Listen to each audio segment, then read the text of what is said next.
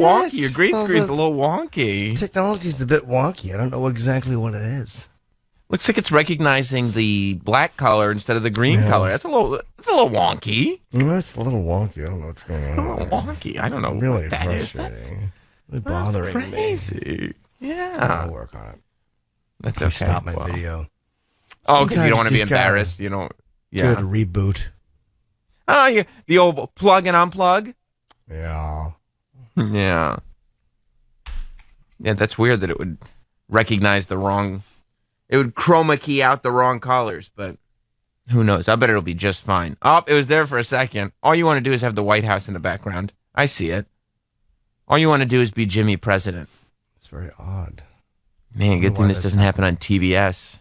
Oh, my goodness. Let's hope not. Oh, my gosh. What is it doing? Well, welcome. I don't know, man. I don't know. That's very strange. And I have no idea. I mean, I guess it's a Zoom thing, but I don't know. Jim's background is all, well, it's wonky. A word to describe it would be wonky. Yeah, it's really, there's something going on here, and I don't know what it is. Wouldn't that be, can you imagine being like a tech service person or like a Zoom, like, customer service representative and just having somebody call up? I don't know. It's a little wonky. I don't know what it is. Oh, finally, we got one photo that's working. Yeah, it's the big picture of young Teft is working just fine. All right, so we got a background. Yeah, I feel like there's I'm in a horror movie. There's a giant Travis behind being attacked by Attack of the 50-foot Teft. Yeah, ruining boys' heinies all over New York. All right. Can you imagine that, having to deal with that as a tech guy?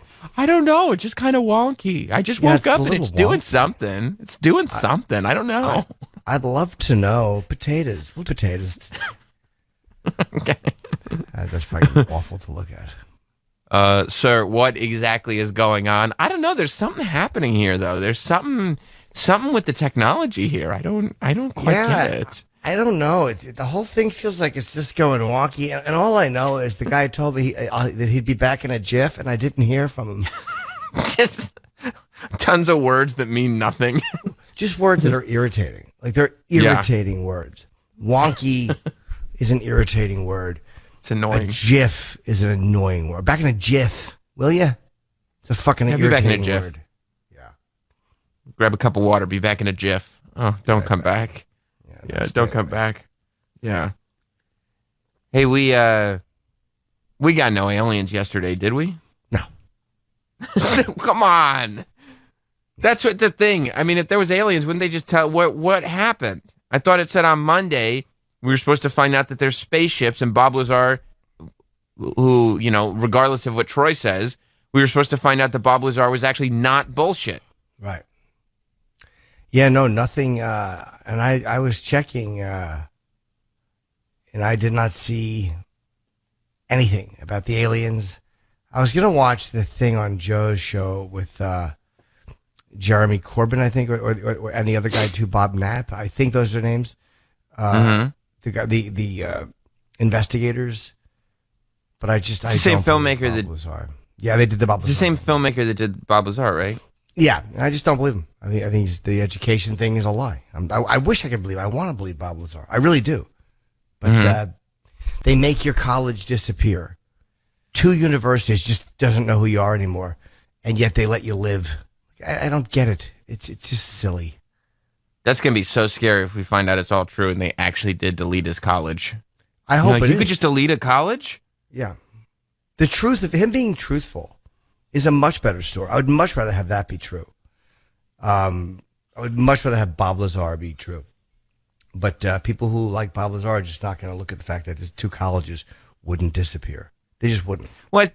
They might look at it, but go, I get that that's fishy, but it's not enough to sway me. Whereas somebody like you would go, that is the exact same thing that is swaying me, because if that's fishy, it draws into question everything that he says, not just the college. Yeah. Or he works. I think there's too many coincidences, though. You know what I mean? Like, there's too many things lined up that you're just. What's that? The word. It's just tough for you. Yeah. The word was tough. Coincidence. That's it. You got it. Coincidences. Yeah, okay. Yeah, but you know what I mean? There's too many things that line aliens. up. That's where I kind of go, okay, it sounds like it might be real to me, but everybody's it's open to interpretation. The element, I don't know enough about him saying that there's an element that they haven't found. People are saying that that's proof that he's telling the truth. I don't know enough about that to say it's not true. Like, I don't know exactly what that is. But the idea of, I did the school one, I just can't get beyond. I can't. And as far as speculating, reversing of alien technology, I mean, people have been for a long time saying that that's what they were doing. But hey, I mean, he got weird. When I saw his answer, I didn't believe him. Like, I watched him give an answer on it, and I'm like, this guy's not telling the truth. Like, I just didn't. He was like, oh, I got a headache. I mean, come on. Oh, Rogan, that's right. You got a headache. He doesn't do those interviews. What's he doesn't that? ever do any interviews.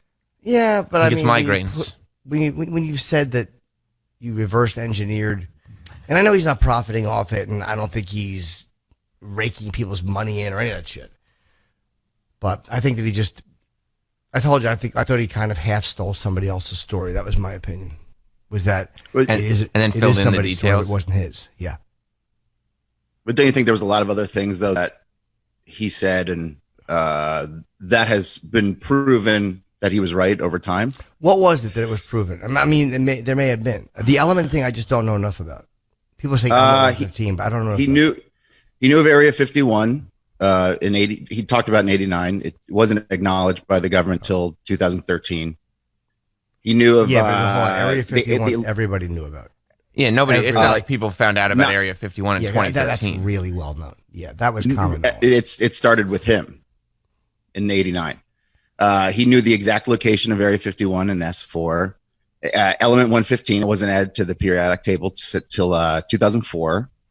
He knew about hand scanners. He knew about propulsion devices, how they worked. He knew about how the propulsion devices went on there with the bellies forward.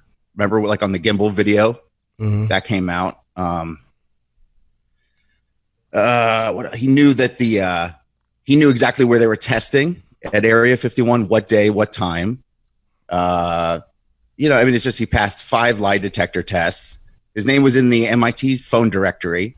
That part, he's never profited from anything. Like he's never he's never gotten any money from anything. The phone directory. He doesn't do public speaking. The phone directory one, I don't believe. I know he was there, but I know you're not lying. The phone directory one was he was in there, but for something else. He was like in there as a subcontractor or something. That one I'm not going to give you. The other ones I can't debate, but that one I remember not believing when I heard it. He said that the governments had crashed UFOs. Now they admit that they do. They don't admit that. They have not admitted that they crashed UFOs. No, so that was a guy briefing. And again, you might be right, but that was a guy briefing the Pentagon who said that would be big news if they admitted that. Oh my God, they have not admitted that they have UFOs at all. No, they said they have vehicles not made on this earth. They haven't. But again, we don't know exactly what that means. That's very gray. They didn't say it. It was a guy who. And the report was that they are going to say that, but they still haven't said it. Yeah, he was a guy briefing the Pentagon on something. And I'm not nitpicking words, but I mean, the Pentagon, that would be much bigger news if they had come out and said, "Hey, we have stuff." Yeah, like some crash UFOs in this big warehouse. I want to know. The U.S. Air Force acquired the site in 1955. So Area 51, the government, you're right, they never acknowledged it. You're right, until 2013. But, I mean, people have known, like I've known about Area 51. In Search Of used to talk about it. And In Search Of used to talk about it before 89. Like 89 was not, at least I think they did, or maybe I'm just remembering. Well, hold on. Maybe I'm incorrect. I don't know when. I know I knew Area 51 for a long time, but it could have been in the 90s that I found out about it. I don't know. I can't tell you who's the first person that told the public about Area 51. But, yeah, when the government acknowledged Area 51 in 2013, it was one of those things where it's like, yeah, we all know.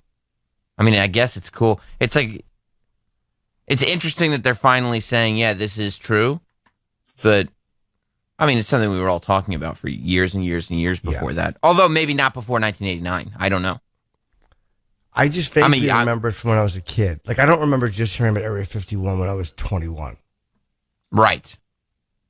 But I can't, that's why I'm looking. I'm trying to think, is there an older, I can remember, maybe I'm making that memory up. Like, you think you remember something you don't. Yeah, like, totally. I'm thinking of Leonard Nimoy talking about it, but I could be incorrect. Yeah, you heard about it at 25 and you think you heard about it at 15. Like, Right, definitely. Right. Yeah. I was disappointed that they didn't. I'm waiting to find out, like, why. There's got to be something coming out, right? Unless just nothing happens. They are talking about it, and then at least the New York Times did a story. I mean, when the Times is doing a story, at least it's something. But who knows, man? You hear all these things, and again, the New York Times is a business, and they know that they're in trouble. So maybe they're looking for clickbait as well. Like, maybe they get huge hits on these stories and they phrase them carefully. I don't know. I don't trust them. And it's a Friday story too. Going into the weekend with a fun alien story, who knows? They might know that there's a pretty good chance that this goes nowhere, but we'll put it in on our Friday edition. Yeah, weird they would tease it and then just nothing. Right? Like, what, like, I mean, I would say if I were a skeptical conspiracy theory type person, I would say that somebody took the weekend to silence somebody or something like that. Like, you could, now that when you start teasing stuff and then it never comes out, I don't think that does anything to dissuade the theorists. Yeah, I don't think that makes it seem like there's less going on when stuff gets teased and then there's just nothing. It doesn't seem that's not less fishy. It's really weird though that they go like, yeah, we have this information and this is the day we'll be giving it out. You would think this information would be big enough that they're like, oh, we have it, we better give it out right now. This isn't tease type of information. This is crashed UFOs. This is Bob Lazar. Yeah, I don't see it. Maybe they're waiting. Looked at Area 51. I don't see it. I don't see it in the on Wikipedia. They have the list of all the episodes, and at least in the episode list, they don't in Area 51. I'm sorry, in Search Of from the 70s, because I thought I knew it from there. So I'm just trying to see, do I know it from there or no? Maybe not. Yeah, I'm pretty sure it was from '89 when he first started talking about it. I'm pretty sure, but I can't find any way to prove that. Yeah, I mean, I just don't know. But there's still a lot of things that he said that just, even if he is totally full of shit, it's pretty remarkable that he somehow knew this 31 years ago. That's true. I mean, yeah. I mean, a couple of the things, like I said, what is element 115? Is it just that there's an extra element, or is it a specific, like, what is it that he knew about?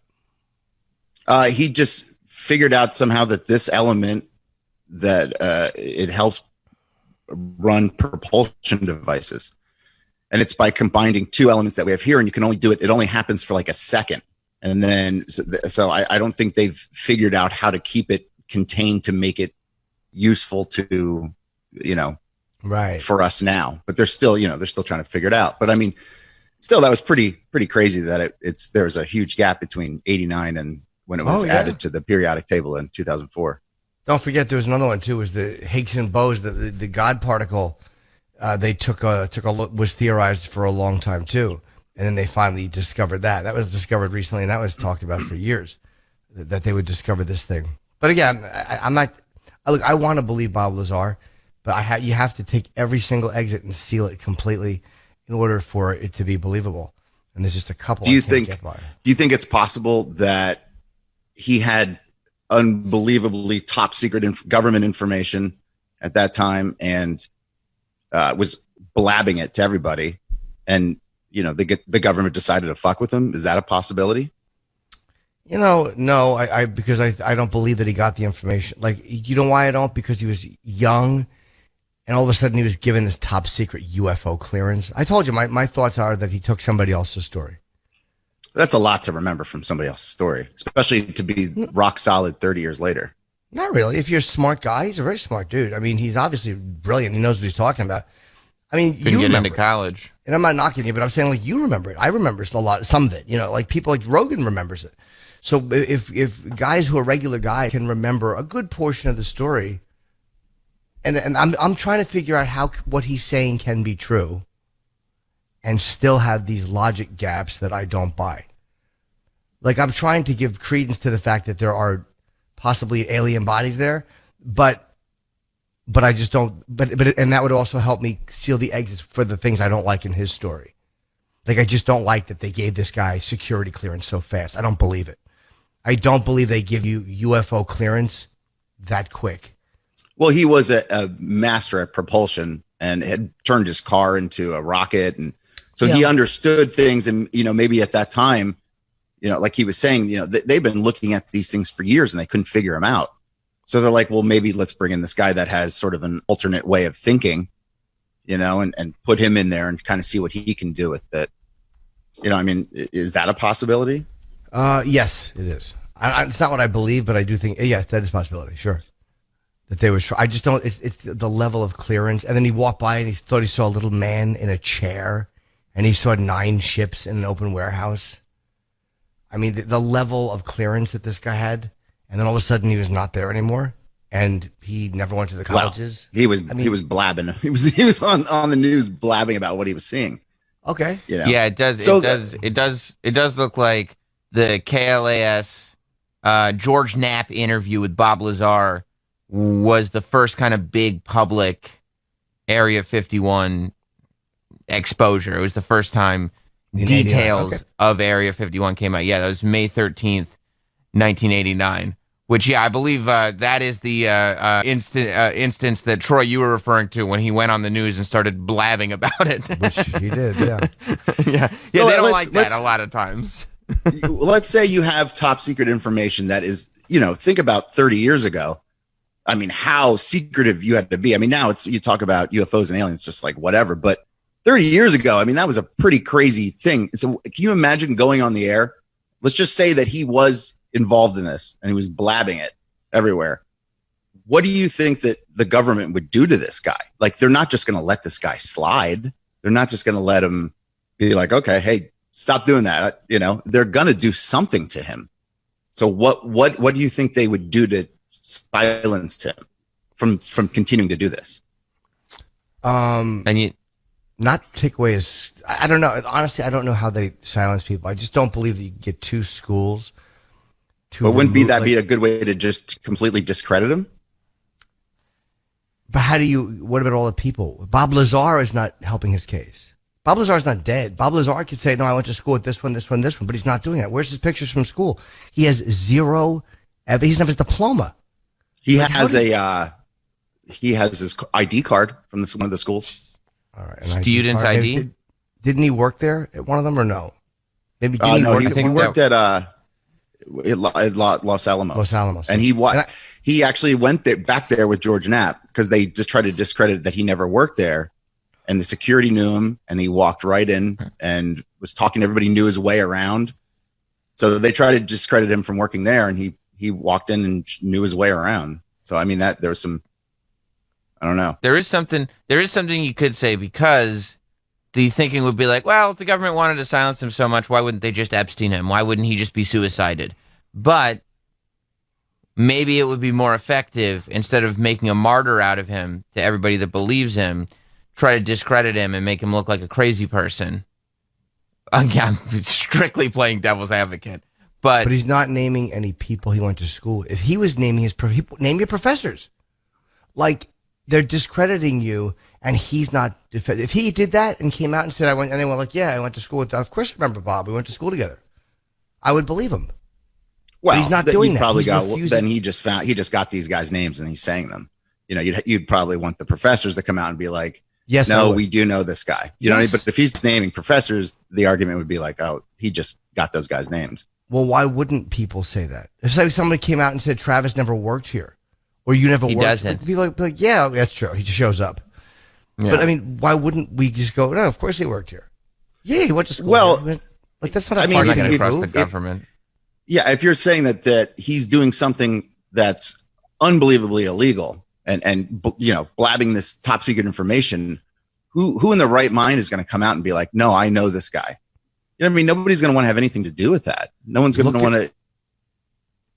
Okay. Detroit. Oh boy. Oh, okay. He froze up. Troy never worked here. Oh no. Troy never worked here. Troy never worked here anyway.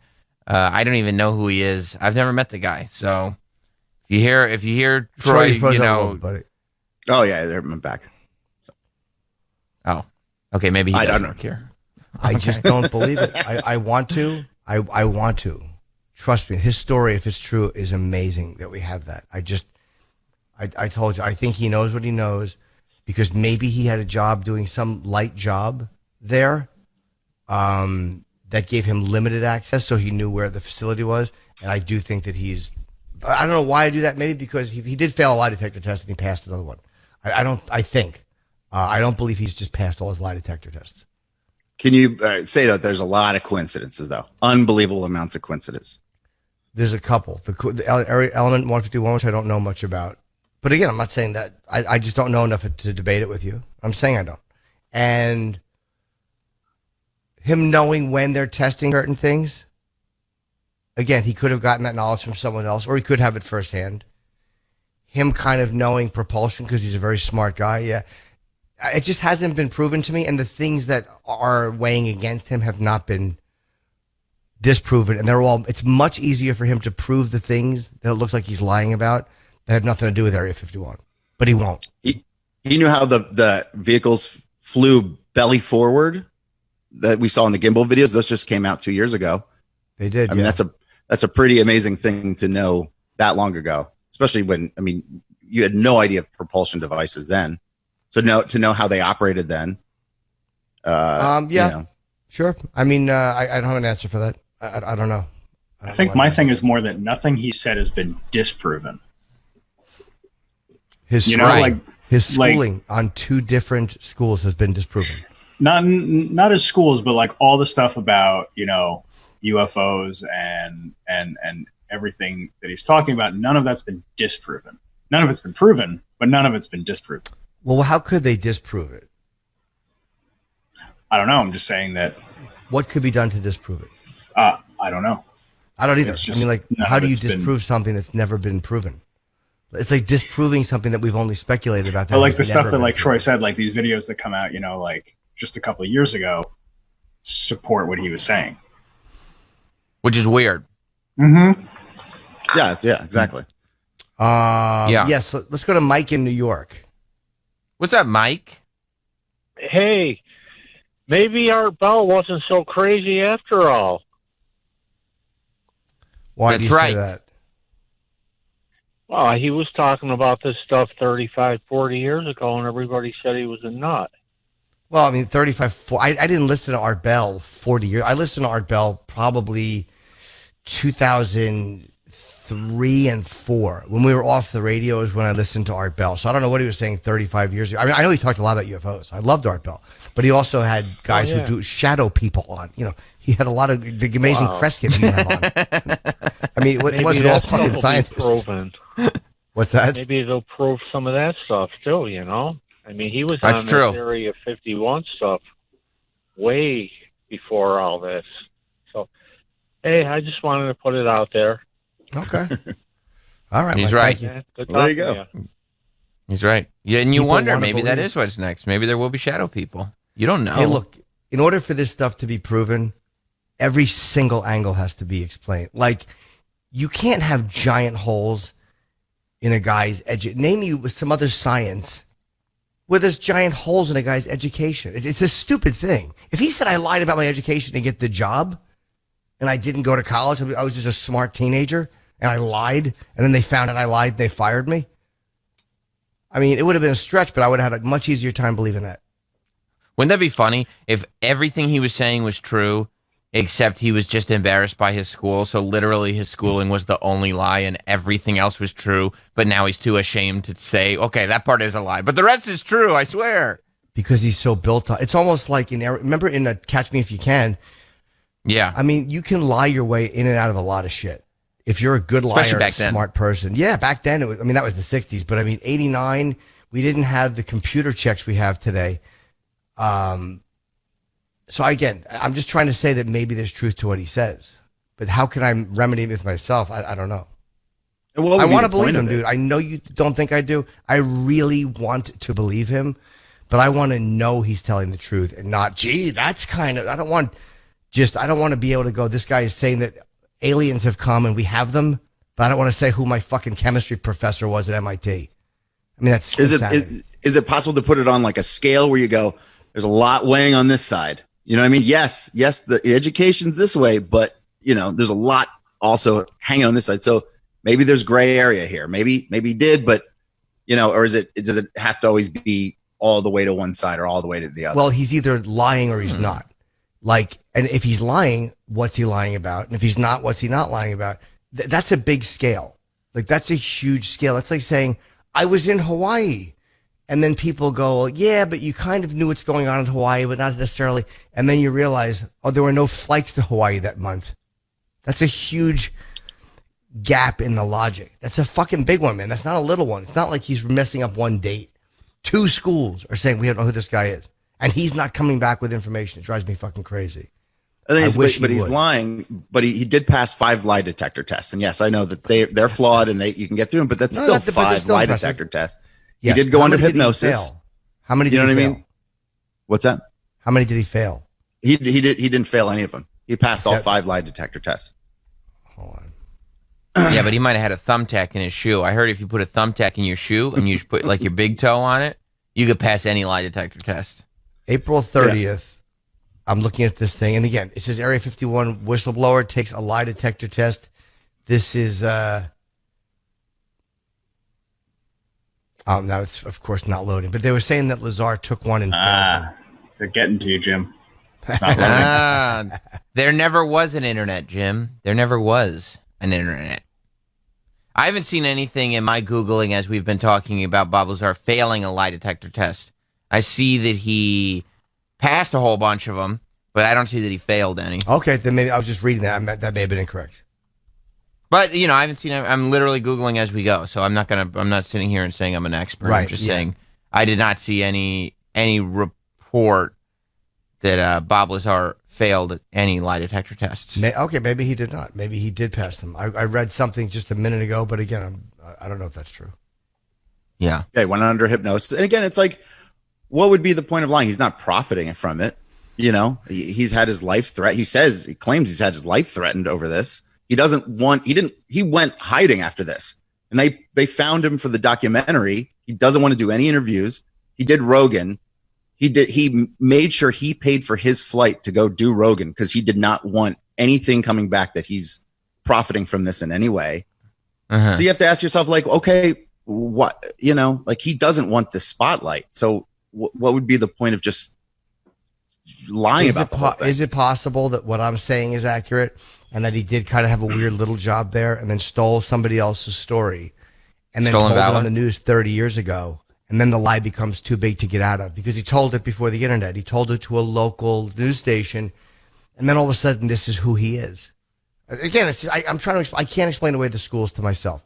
We had a guy on the phone who said he could explain the school. I'd love to know what that explanation is. I just can't. I want to find a way to make that right. And if Lazar was giving out the names of people, like professors, I would. All right, maybe this guy and this guy. Oh yeah, he went to school here. I don't know what happened, but yeah. We think the government's going to kill professors for saying that he was a student. I mean, look what the government how badly they're controlling everything else. I mean, especially now, 30 years later. Let's go to line 2. Let's go to Jimmy in Connecticut. What's going on, Jimmy?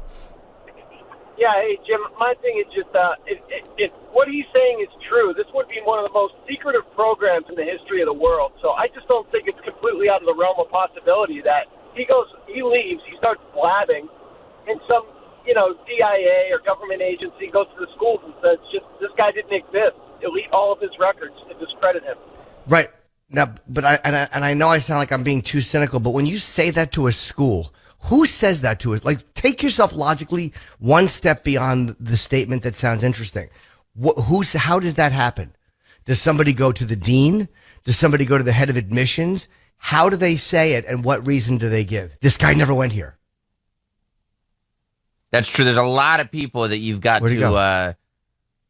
I don't know, and we didn't hang up on him. Oh. No, he hung up. He got panicked. How does that happen? Like, does someone go to the school and go, "Hi, I represent the U.S. government," and there's a guy named Bob Lazar. But think of it. Yeah. These are real people. This is not you don't delete this like a computer. Meaning you have to go to a person and get this done. So and so says he went to school here. We'd prefer that you take him off the record. Does the school question why? We have tuition payments from this guy. We have a diploma under this guy's name. Like how does that happen? I think you're asking a question, but for somebody that understands the inner workings of the government and how they go after people that are disobeying what their secrecy was. You know what I mean? Like, I have no idea how that would happen, but I don't think it's out of the realm of possibility that, you'd be like, look, this guy is telling government secrets on the news. Like we need this guy to not, we need to discredit this guy. I don't know why that would be such a crazy thought of not being possible. You know what I mean? Like that doesn't make any sense to me. Because guys who theorize it refuse to really get in there and look at how that would be done. Like because nobody understands how that works. I don't know how that works. You know what I mean? Like, do you think there's ever been a time where the government has done something to discredit somebody or gone in somewhere? Sure. Yes. Has that ever? You don't think that ever happened anywhere? Sure, of course. So why? What was saying that couldn't happen in this situation? Because I want to know how it happens. I didn't say the government's too good to do it. I said, how do you go to MIT and Caltech, two major universities, and tell these people, to tell both universities, two separate sets of individuals, of people, this guy didn't go to school here, and that's the end of it. And who says okay to that?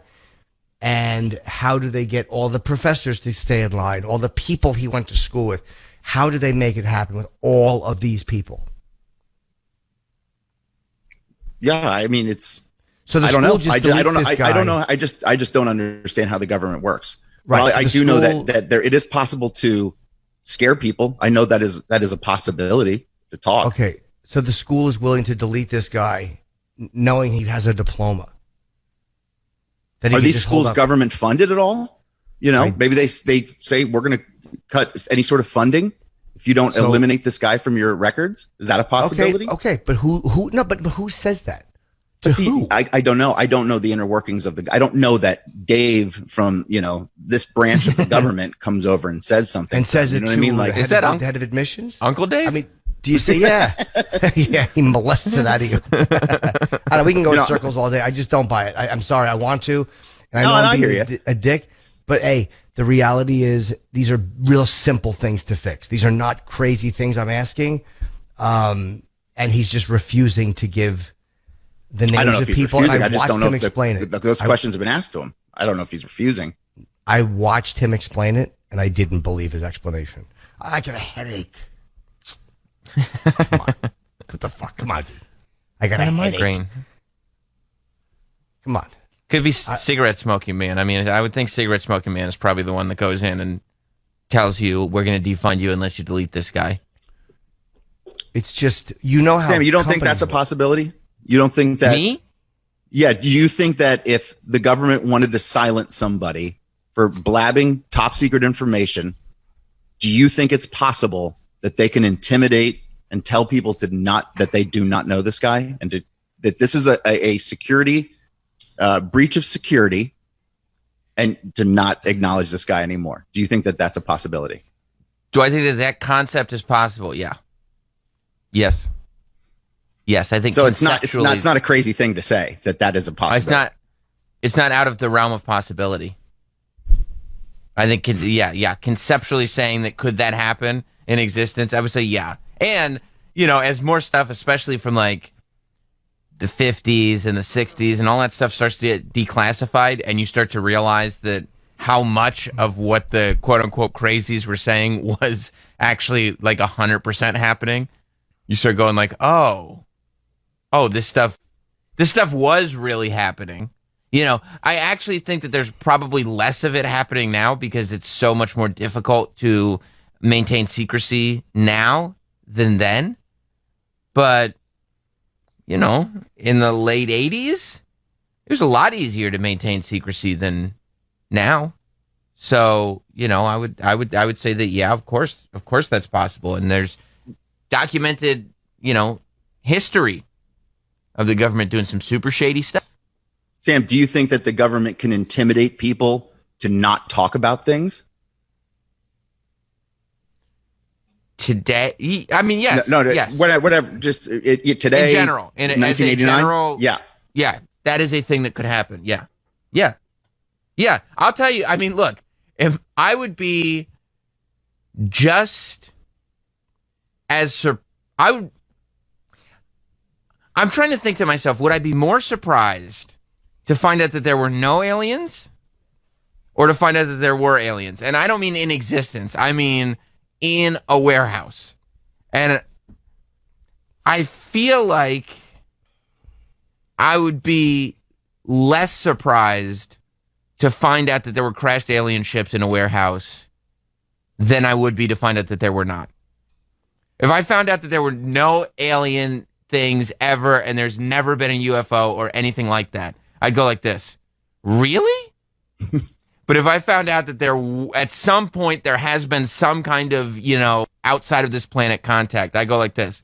Yeah, that makes sense. Yeah. You know what I mean?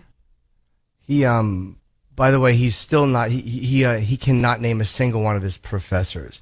And apparently he didn't have great grades in high school. Is that correct? Yeah, I think, if I remember, I'm looking at something. I just don't know if it's true. But in his defense, I can't remember a single college professor.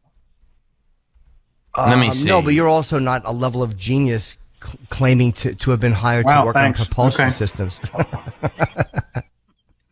Yeah, you would remember your friends, right? Guys that you must have had some. Plus, you didn't go to college for 8 years. If I had some, yeah. Or did you didn't go have any friends? People I had roommates. He was a juggalo. I mean, to be fair, Travis, you had a juggalo roommate? Yes. That's awesome. By the way, we won't get into it, but my in my exploration of Chris Hansen, he called him Shaggy to Dope. I swear to God, he did it multiple times. So we won't even. But I would say that Travis is not a great example of being able to remember things, because there are sometimes in our lives traumatic things happen, and we actually condition ourselves to not remember people that we interacted with in the past, no matter how close they were to us. Yeah. So Travis is probably not the best example without putting a spotlight on any specific traumatic incidents that ended with the screeching of car tires. We won't. Let's see. Yeah, I could probably remember 2 or 3 of my school teachers. I don't even, and I just forgot their name. That's a great question. I'm sitting here trying to think. Yeah, that is a great question. I feel like I would have more of an effort to remember college professors' names if there was some doubt. Like if people were like, you never went to Syracuse, I'd be like, I had all these professors, and people were like, name one. I feel like then I would be motivated to remember one more, but I am having trouble remembering one professor's name right now, which is really insulting to the professors. You went to they said you went to 2 schools and you couldn't remember one, and you couldn't remember any friends, and the school had no record of you going. I mean, come on. Although I watched Bob Lazar do that interview, and the idea that he had no friends is not. That's not crazy to me. I know. He could just be embarrassed. Like it's a little embarrassing. I just didn't believe him. Yeah, but it is a little embarrassing when somebody goes like, "Well, can you name any of your friends?" To be like, "I didn't have any." So I mean, you could probably see where he'd be saying, "No, I don't remember any of their names." That's like what you tell your mom. When your mom goes, "Well, did you make any friends?" And then you go, "Yeah, I made a lot of friends. What are their names?" "Oh, I don't remember." It's because you don't want to admit you don't have any friends. Yeah, I mean, when you're 8, and that could be the lie. Maybe Bob Lazar is just lying about not having friends. Yeah, or maybe he didn't go to MIT, or maybe he didn't go. That's to possible too. That's also a possibility. And for lied sure. to get a government job, and got a government job, and had limited access to this area that was amazing, and was friends with somebody who worked there, and all of a sudden heard this amazing shit, and picked up a lot of because that guy, what was his name, Stanley Friedman? Morgan Friedman. Not Morgan Friedman. No, that was the actor. I was going to say something brutal, and I decided to make a left turn. Good for you. Something Friedman is the guy who would debunk him all the time, who thought he was bullshit. I think the guy died, unfortunately. But there's a lot of guys that thought he was full of shit. A lot of guys in that world who were smart guys who thought he was lying.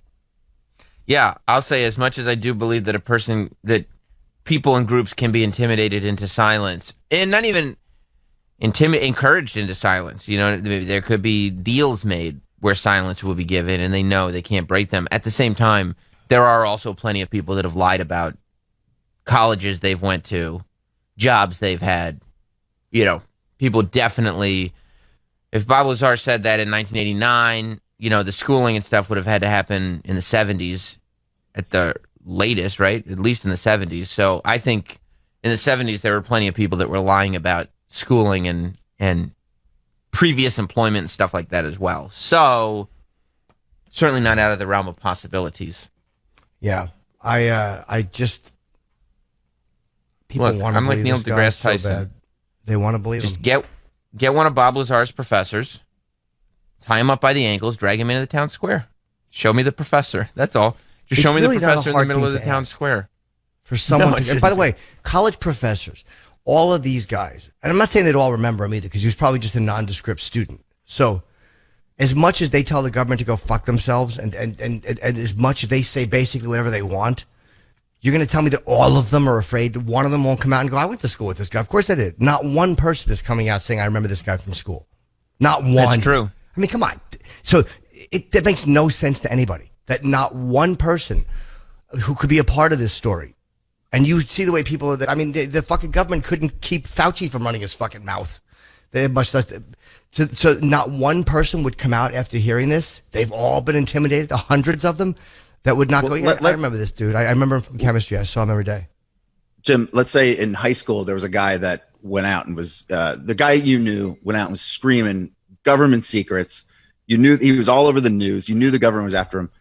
And nobody was coming to his defense to be like, I know this guy. Would you be the only guy that comes forward and is like, hey, guess what? I know this guy. He's not lying. No, but the lying part is just, I went to school with him. Sure, I remember him from school. He's kind of a weird guy. I didn't talk to him. There's a lot of people. I would think you just wouldn't want any association with him. I'd just be like, I do not want to get involved in this story whatsoever. As much as people like talking to cameras and being famous and giving their opinions, I mean, come on. You think that one or two people wouldn't come out and want to be a part of this story just to go, I remember the guy from school? No one's asking him to confirm his UFO shit, but like one of them wouldn't come out and go, yeah, I went to school with him. Yeah, I disagree with that. I think that people would, I'd be like, if I say he went to school with me, the government's going to kill me? No, just to be associated with it. You know, why, you know, if this is a real security issue and, you know, well, I wouldn't want to be associated with that. I would just stay far away from it. So every single one of them is afraid to say, like, I could see if there's a couple of them, but every professor in two different schools and every student who he might have known in two different schools over the period of 5 years, 6 years, every one of them is afraid to go, yeah, I went to school with him. I mean, like I said, you wouldn't do it, would you? If you were the only one, if you were like, you know what, I'm going to be the lone soldier. I'm going to get up and I'm going to say, I know this guy. Would you do that? I don't see why I wouldn't, because saying you know somebody is not, I'm not co-signing his Area 51 stuff. Yeah, but now you're involved with government, blabbing government, all over the news and whatnot. So I don't know why anybody would want to be associated with that.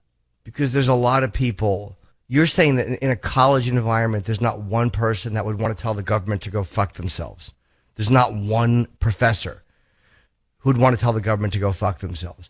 Like, that doesn't make sense to me. This is a large group of people, and not one of them will stand up and simply say, sure, I went to school with him. That's all. Yeah, I don't know. I disagree. I don't think that people would want to get involved with that. I think if you saw that on the news, I don't think and nobody else is coming forward. I do not think that you or I or anybody here would go, you know what? Let me stand up for this guy. But that's not especially even when standing he's up for being him. portrayed as a nut. Yeah, but right. With a exactly. headache. So just saying you went to school with a person is not co-signing what he is saying. Saying the guy went to school with me is literally just saying, yeah, we went to school together. People admit going to school with working with Ted Bundy. They admit all this. No, but if that's if that's the hole in his story, if the hole in the story is he didn't go and he's going the government. If he's saying the government erased my school records, and you're saying, oh, I went to school with him, you're not just saying, oh, I went to school with him. You're saying, I went to school with him, which in turn means that I would say that it's fairly likely that the government erased his records. Right, which is like saying there's not one person in that situation, not one, that is willing to say, go fuck yourself to the government. And we all know that's just not true. I mean, all those college students and professors, and not one of them will say he went to school with them. I mean, that makes more sense to people than he's lying. Yeah, I disagree with that. I think people would not want to get involved with that. I think people would want to stay far away from that. I think people have families. They have their own lives. They do not want to get involved with this guy's nonsense. Okay. All right. Line 7. Let's go to, because there's a lot of people. That is a lot of people all feel that way. Let's go to Corey in Rockland. What's up, Corey? Hey, guys. Good morning.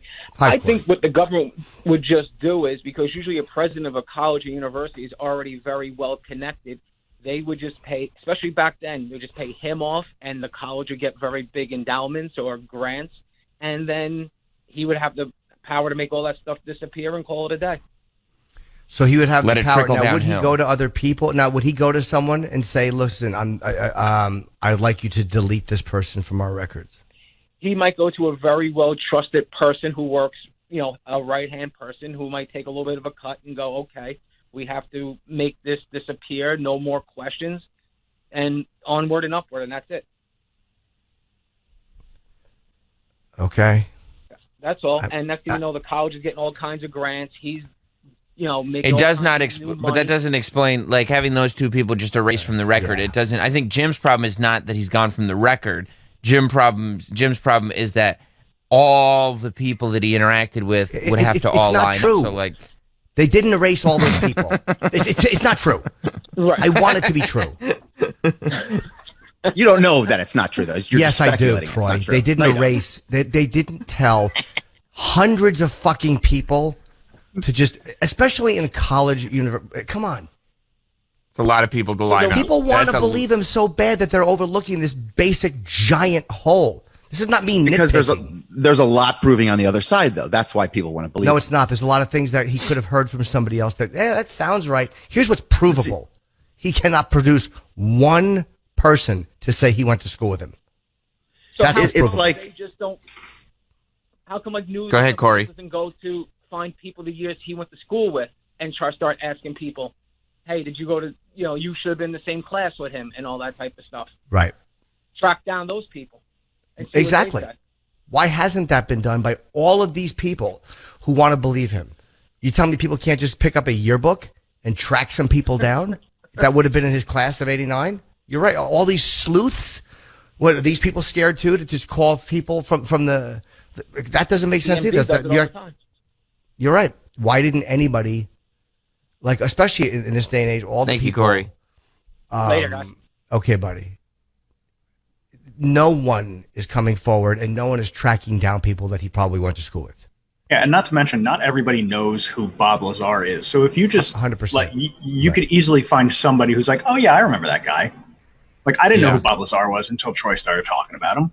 Yeah. And I guarantee, until like, Troy everybody that started went to saying- school doesn't either. Right, but Until Troy somebody started might talking about how he's remember. bullshit. Somebody. That's right.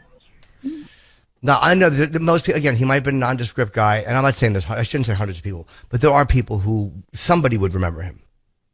And it's not like, hey, there's like 3 or 4 people saying, I remember that guy. 2 from this school, 3 from that school, 5 people. Okay. Yeah, One I agree. The professor. school stuff is hard to get around. 1 professor, 4 student.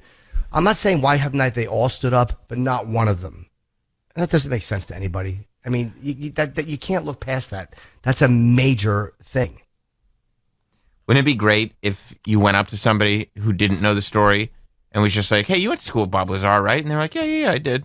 Yeah, I remember Bob. Sure. And then they all of a sudden they got wrapped up in this big government story. Like, wait, what? I didn't realize all this was going on. Yeah, it's a lot of people. Like, I don't think that the issue is not how could he have been erased from the record books? How could there not be a list of him there? That's an easy one to figure out. The problem is that the interacting that you do on a college campus, you interact with a lot of people, man, on a college campus. A lot of people. And there are people who know you that you don't even know. There's somebody in your class. Lazar is a weird name. Oh, I remember that. There's a weirdo. We called him Lazar. You know what I mean? Like, there's all kinds of weird little things that people would remember. And it's a lot. It's a lot of people to fall in line for 2 schools to say, yeah, none of us remember him. Yeah, and by the way, that's exactly it. And how many people who are supposedly so afraid of the government. Look what happened with JFK. How many people came forward, whether or not they're telling the truth or not. Look at how many people have stories about that. Look at how many people are willing to talk about that. I mean, a lot of people. So to say that you went to school with a guy, and not one person after all these years would have went, fuck that, I went to school with this guy. This is one of the biggest stories in human history. It makes no sense to me. Well, I mean, I don't know if we want to go down this road, but there was a lot of intimidation involved with people that came forward with information about JFK. There's a lot of stuff that people came forward with that did not make it into the Warren Commission. So, I don't know if that's a good example, but I mean, I don't want to go down this road today, but you know what I mean, Troy? Go ahead, Troy. You're on the right. No, we don't have to. And this is not me trusting the government. This is just me. I can't get beyond. Just logic. Again, I hear you. Yeah, no, I hear you. It's a big one, and it's an impossible place for me to cross. And I want to believe this guy because if he's telling the truth, his story is amazing. But a story like this has to hold up. You don't have to. You know what I mean? Like, it's just a fun story. It's a fun documentary, and no one's life depends on it.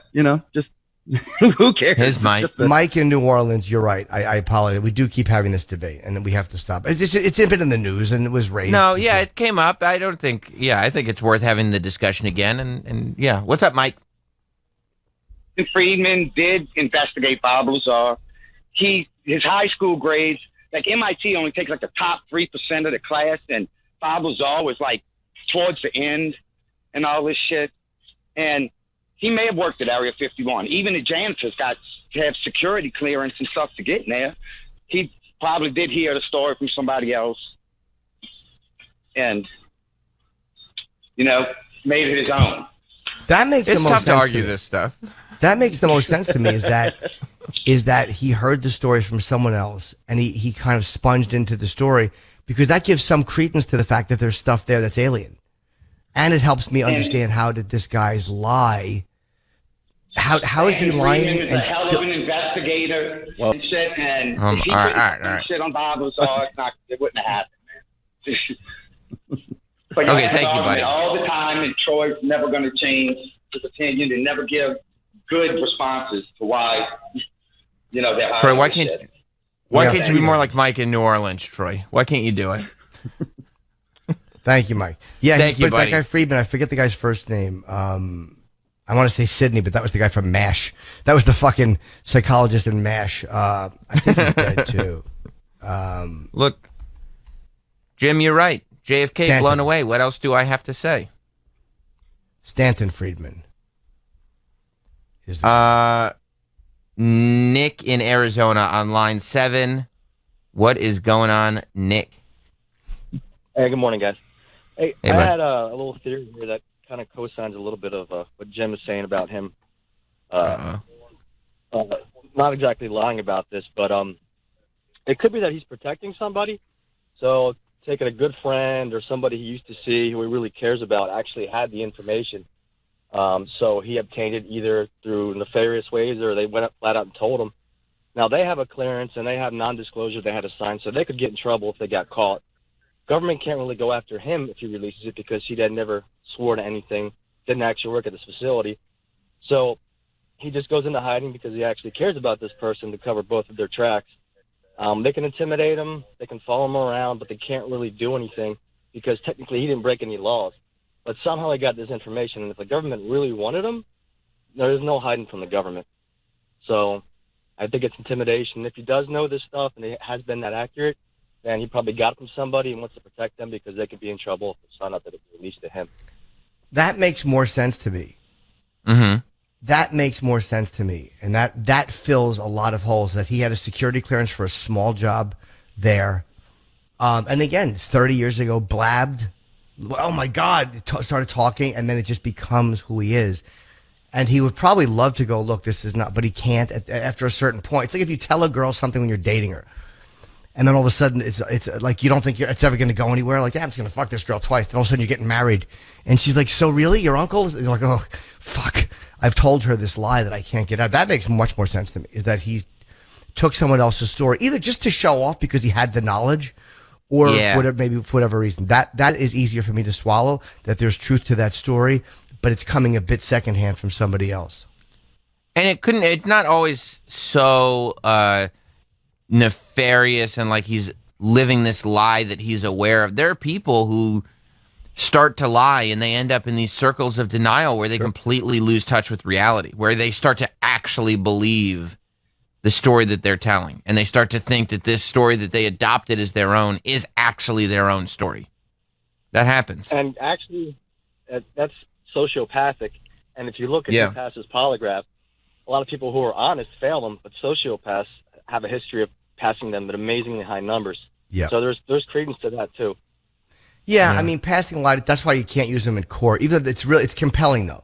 Like when someone can pass a lie detector test or fail one, it definitely says something, but it's not proof, but it's like, it definitely makes you lean in the direction of, okay, that person at least believes they're telling the truth.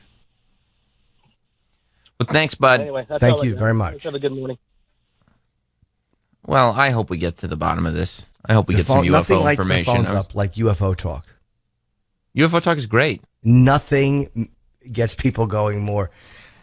Every time I watch these UFO shows, it's the same for me. It's always like I'm super excited in the very beginning, and I'm watching, and I'm like, this is great. I'm like, oh, shit, I got all this information now. Oh, this is what was really going on. And then I think UFO shows should be like 10 minutes. Because, after that first like wave of endorphins kicks in where you're having a good time, you start to go, oh, these people are nuts, and a lot of this is bullshit. And they have nothing. Oh, I see. Like I was watching that Unsolved Mysteries UFO thing. And like in the very beginning, I was like, oh shit, all these people got abducted. And then, by the time they're halfway in and there's some grown-ass man rolling around on the grass to show what happened to him when he was a kid, I'm like, what the hell are we watching now? What is this? It all falls trying to paint a picture, Sam. I see. It all falls apart. This is not one person that can just say, this is what happened. Yep, I went to school here. Not one person can give a logical. That's what drives me crazy, because the things that fall apart don't need to fall apart. But, that's also because if somebody just goes, look, I just saw this thing, then they're expected to be able to explain it. And just because you see something doesn't mean you can explain a thing. This doesn't explain Bob Lazar in any way, shape, or form, because he is supposed to be able to explain the stuff. But he's a scientist. Yeah, scientists are supposed to be able to explain stuff. 100%. But when you're just a person who just sees the thing, I saw a thing in the sky, or I took this video, or this thing was moving fast, or, I got abducted and now I'm rolling around on the grass, or whatever it is. It's because the rest of us know so little, we go to you as the person who's the expert, and 9 times out of 10, you're not fit to be an expert on anything because it's just a thing that happened that you saw. Like, you don't have all those answers. Right. And doesn't he sound to you like a guy who knows details, but the way he can't explain certain things is exactly how you would behave if it was someone else's story you were telling. You would know certain bullet points that you could explain, but then there's a lot of gaps. I was walking by and I saw them. I looked into a room and I saw a little creature on a chair. Yeah, that's the one hole in the one story that, even on the George Knapp and the brought up with Jeremy Corbyn was like, Rogan even said that, like, this is a hole in this story. Yeah. But like I said, man, I mean, it's just one of those things where, like, he definitely knows a lot of things. It's hard for me, as much it is for you to say that the government would ever intimidate anybody to not talk. But I never said that. No, but I didn't say that. It's that hard for me to. It's that hard for me to. Troy, I didn't say the government wouldn't intimidate somebody. I never said that. I actually agreed with you that you said, have they ever? I said, yes, of course they have. I agree with you. But you said it was not possible in this situation. No, I said there's no way that they would go and say, you did not go to school here, right? No, do I think that they said that? Could the government say that to Bob Lazar? Sure. Or to erase records in a school.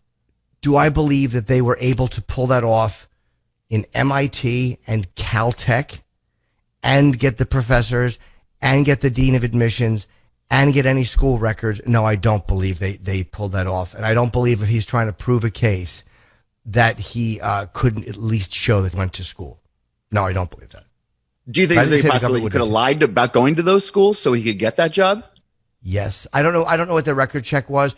The problem I would have with that is even in '89, before the internet, the government did a little bit of checking. And to give you security clearance like that, I don't believe that they gave him security clearance so fast. I just don't believe that that's how they work. They're not morons.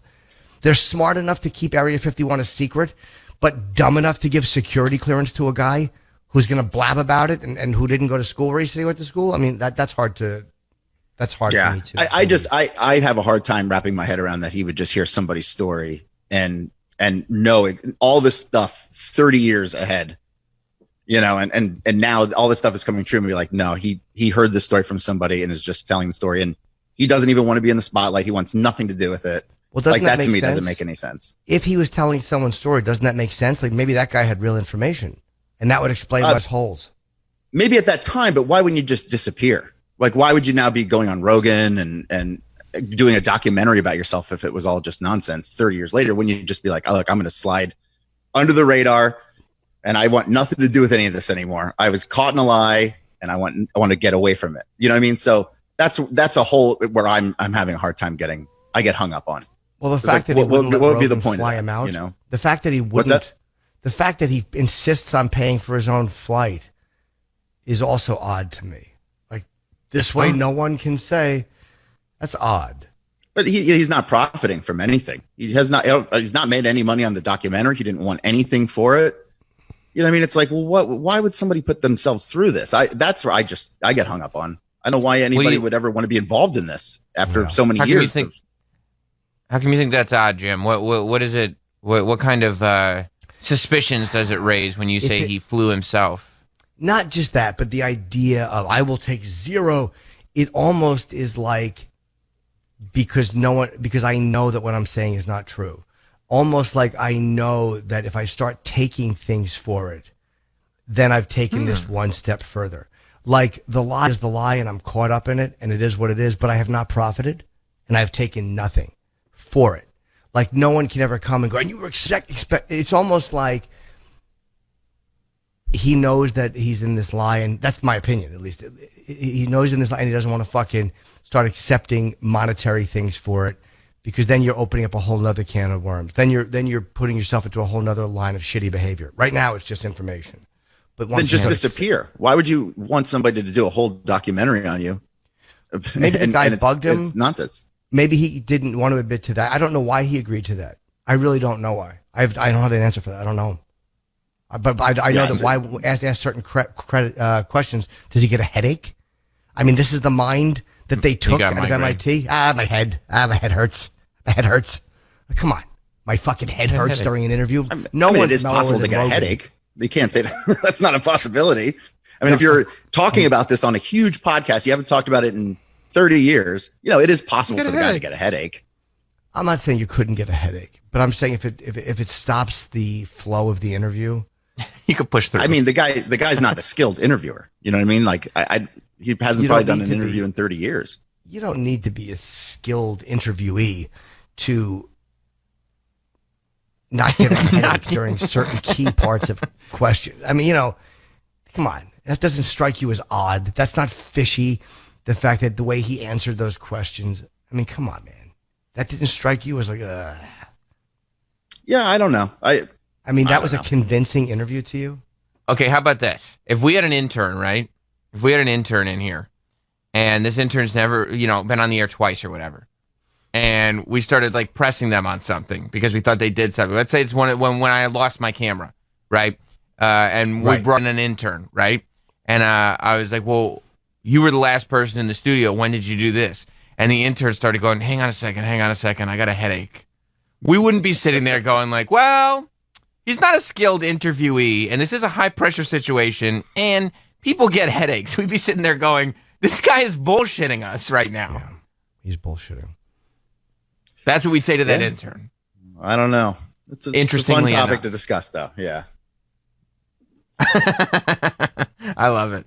And I'm so glad that it came back up. Yeah, and I hope that it continues to come back up. They're drip with feeding. All this stuff in the news. Yeah, it tends to keep coming up. They keep drip feeding. Yeah. So it's going to get, the little stories are going to keep leaking, but it's so funny. Like a colonel.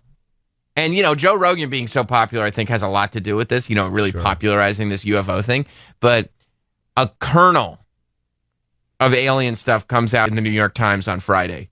And it's got people in a tizzy for a week, like to the point where all day Monday, people are like, where the fuck is this information? This was supposed to be out today. Yeah. It is funny to me, though, to think about Bob Lazar not taking a free flight to prove that he's telling the truth. And then to have to turn on the radio and hear Jim going, actually, that makes me think he's lying even more. And he'd be like, oh, you fuck. I should have just taken the free flight then. Damn it. That's personally how I would interpret that. Again, only because it's so crazy. Not even that he was offered a flight, but it's so... I understand not wanting to profit, though. Like, I do get that. And if that was... I wouldn't even be questioning that if his school records weren't deleted. There's just too many things for me to get by, and I want to believe the guy. I really want to believe the guy very much. Look, I think we got to the bottom of it. I think that we're all on the same page now, and I'm glad that we kind of hashed it all out. Hey, I could honestly have this exact same conversation every morning. It was long overdue. It's one of those things we're never going to figure it out, but it does keep popping up, and there are elements of it that are very interesting to me. Like I want this. I want someone to be able to shut me up. Like I truly do. Like I want someone to go, no, this is why this is this. Because the idea of me being right, who gives a fuck? If he's telling the truth, there's aliens. Like that's a much bigger truth and a much more important thing. But I just can't get beyond this fucking giant moat around it. And it's a huge moat. It's not a small thing. It's giant. And there's a couple of them. That's it. I want to be proven wrong. I truly do. Love it. Love it. Well, look, I want to be able to talk to Mark Normand, and that is something that is going to come true for all of us today. We've got him on the show. He's coming up. That's a worse segue than Clarice Starling tried to use. It won't do. Maybe you could give us your view on Yeah, we got Mark on now. What time is he on? But 20 minutes? Yeah. He's on in just a few minutes. So we're going to take a break. We're going to come back with Mark Normand. Yeah. We're going to figure out if aliens are real. Stay right there. We'll be right back. I forget what he changed it to, but the original lyrics are hit her with a trash can and ran like hell. And he took you out can't hit a woman with a trash can. Yeah, he took out two things and recut them. I guess they sounded shittier. There was that one. There might have been one in Parents Don't Understand, or there might have been two in that song. I was like, it was just a silly... Wow, he knew cancel culture was coming. He said, 20 years from now, I'll be trying to do Men in Black 60, and people will be like, he used to hit women with trash cans? No, it was a lyric. It's such an unbelievably silly... I do love rappers. Like, I really do. Like, I respect the fact that the people have tried to cancel rappers, but they turn around and they just go, fuck you, and they keep doing what they do. Yeah, that's the only way nobody to get goes around after them, because you can't, because they don't give a fuck. They don't You're care. not going to win. About some fucking upset white girl on a computer. They're like, go fuck yourself. Right. Because I just put out a hit, and it's like, okay. I mean, the stuff we've forgiven other people for, we can. Yeah, you can't get canceled. If you got hits, just put out the hits. Even if they're not doing it anymore, they're just almost unbendable. Like those guys, they just don't respond to that. They're not intimidated by a bunch of people on their keyboards. Again, unless there's so much money at stake. But I respect the fact that they don't really give a fuck. Hey, we should. I want to give a shout out to the friends and family of Charlie from True Life. I'm Getting Married, who we lost yesterday. Jim, I don't know if you were a True Life fan. No.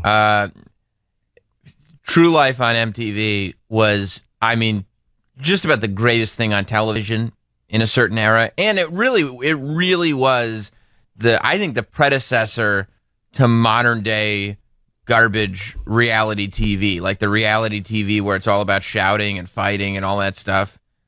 Like True Life was doing that early. True Life was when we went away from like the real world and stuff like that and actually started doing, more of the garbage stuff, like they Jersey Shore would never have been a series had it not been for True Life. I Have a Summer Share. It was just these like 60-minute quote unquote it's just 60-minute documentaries where they would take just a really average, mundane, everyday topic and follow three people who were great characters as they did this thing. and they did this show, True Life, I'm Getting Married. And it was this couple from Staten Island who ended up staying married, I think. But this one guy, Charlie, was just such a stereotypical, angry Italian guy. There's this great, iconic scene of Charlie in his white tux with his hair all slicked back because it's 2001, yelling at his limo driver. And it was everything. It was everything to me and a lot of people. Nobody knows. He was like, I mean, the report didn't know. He was like, he was 40, in his late 40s. He's like 47, 48, something like that. Killed himself. And he what? I'm just saying that. Maybe he killed himself. I'm just throwing it out there. Oh, yeah. I don't know that that's remotely confirmed at all. Yeah, He seemed like he was actually. Let's get that rumor going. He seemed like he was in good spirits. Okay. Maybe he was sick. Fucking cancer on him. Poor guy. I mean, I don't know if that's confirmed either. That's just a thing that you're saying. I don't know if it was COVID for sure. I don't know what it is. Yeah. But he did. He passed away. This is okay. This is who we're talking about, Jim.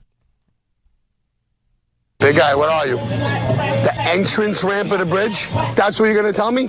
That's how you're gonna come off to me? That's how you're gonna come off to me? Do you have any clue who you're talking to right now? Besides the fact that it's my wedding, I'll cut you the up. I will gut you like the piece of that you are. Do you understand? Don't you dare come off to me like that on my wedding, because I'll hunt you down like cattle and I'll gut you. Do you understand? Is he on the phone? He's on the phone in a cul-de-sac in Staten Island wearing a white tux with tails. Who's he yelling at? He's yelling at the limo driver who is late to pick him up on his wedding day. And the limo driver said, he's coming through the tunnel. And he informed him that was not the proper response, and he was prepared to gut him like a fish.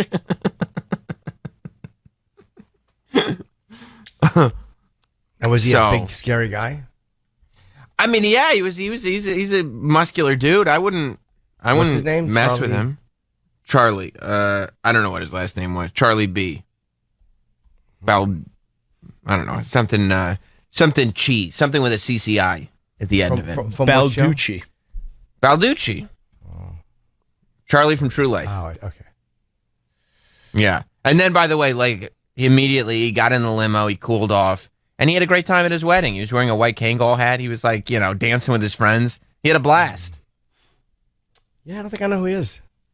Yeah. I don't think I'm familiar with that show at all.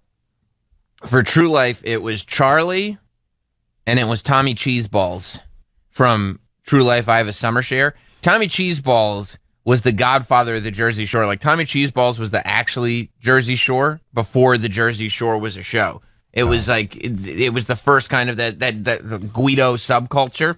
It was the first time MTV put it on, but it wasn't dolled up at all. It was just, here's Tommy Cheeseballs and his friends with a summer share on the Jersey Shore. And they were like, oh, we like this show. And so they cast all the other kids and had them actually do the Jersey Shore, and poor Tommy Cheeseball is out of luck. But why'd they get anybody rid of him? who's, well, I mean, he was the True Life guy. He wasn't really cut to be a TV star. He was actually they didn't cast him to be a TV star. They were just like, we need to get a third of a 60-minute show out of this wacko. Weren't those Jersey Shore people legit though? Like, weren't they? Yeah. When I say cast, I don't mean like actors. I just mean, right. They specifically picked people who they thought would be good for reality TV. But yeah, they're all legit. The True Life version is a much more accurate portrayal of what goes on in a Jersey Shore. If you sprinkle in like a little bit more cocaine and Adderall into that episode, and it's a pretty much spot on Jersey Shore depiction. I feel like there was cocaine and Adderall sprinkled in. It's just they didn't show the parts where they were actually doing cocaine and Adderall. Like, I feel like it's the same with Charlie. There was something that took his mood from that rage-fueled, murderous energy to let's all have fun at this party together. I have a feeling that thing might have been cocaine or Adderall. You do? Okay.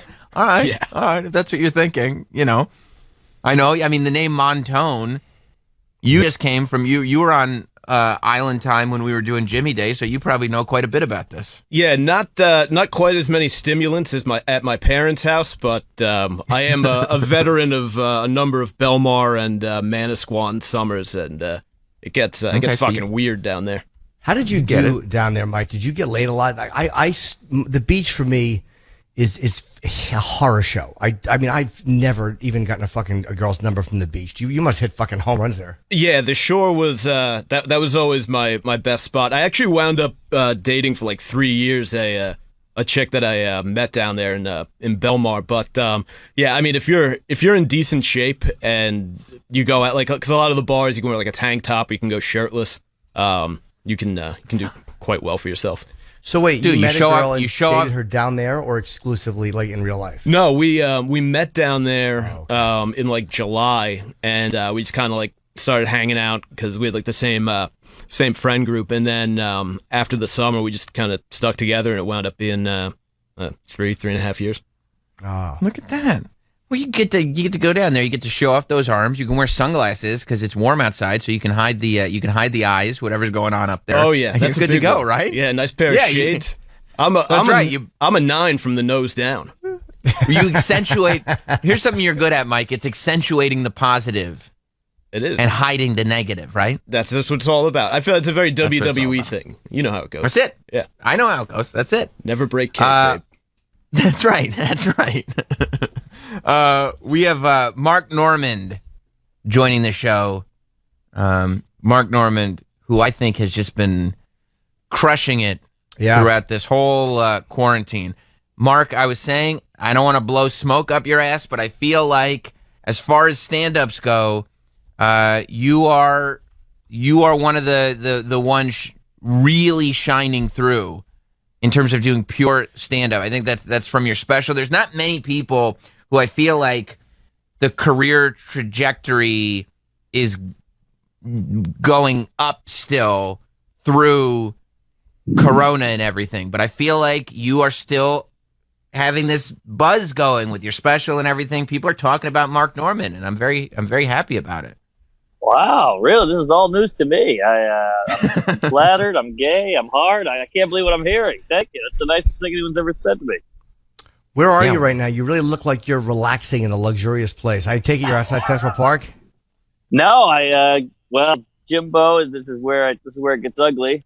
We were going from nice to bad.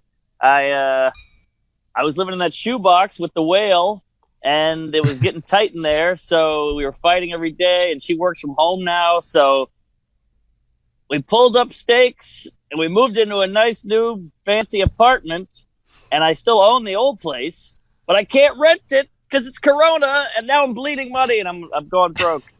Wait, so now you're renting a place? Are you with outdoor space? Or you have a terrace? A roof. I got a hell of a roof. I mean, it's public, nice. but nobody's up here yet, and it's a game changer. I mean, this new apartment is, I mean, the food tastes better, air is fresher, life is good, quality of life is way up, but nobody's renting my old place. I show young college gals, and they're like, "Oh, who could live here?" And I'm like, "I lived here for 4 years with a fucking cow. What are you talking about? You can make it work." Doesn't the outdoor space make it like you can just go sit out there and be alone for a few minutes and fucking do what you want to do? It's night and day. I'm doing Zooms up here. I do little stretches and workouts and yogas and eat up here every night. I have a couple of beers up here at night. It's beautiful. It's a game changer.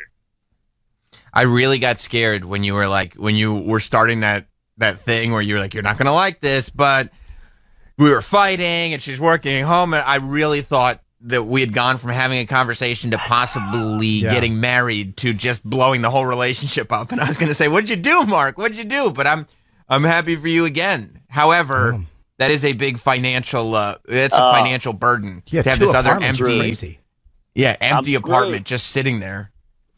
And I show it, like I get a lot of inquiries because we made it look real good with the fake photos online and the lying in the description. And then you show people and they're like, yikes, who could live in this waterboard ISIS opium den? I'm like, no, it was great. It's a great neighborhood. And they go, well, where's the washer dryer? I go, there isn't one. They go, well, where's the roof? And I go, the roof, no access. And they're out.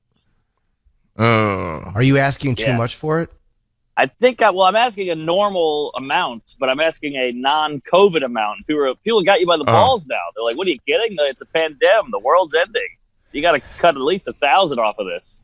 Yeah. But I still have a mortgage on it. You picked a real bad time to rent an apartment in New York City. I'm going to be honest with you. I know. Yeah. And I didn't get a great deal on this place, so I got double fisted. Yeah. I am a horrible didn't get a great deal? You didn't get a great deal on that place? I got a standard deal, and this apartment is so coveted, this building, that they were like, we'll get anybody in 10 minutes after you leave. And I even ate dinner at the cellar that night, and Colin Quinn was there, and I told him the building. He was like, "Oh shit, you got in there!" So, still very proud of the building, but it's not cheap. Yeah. What neighborhood is it in? The Village. Staying in the Village. Oh, okay. Yeah. Coveted, baby. I'm talking a couple celebs in here as well.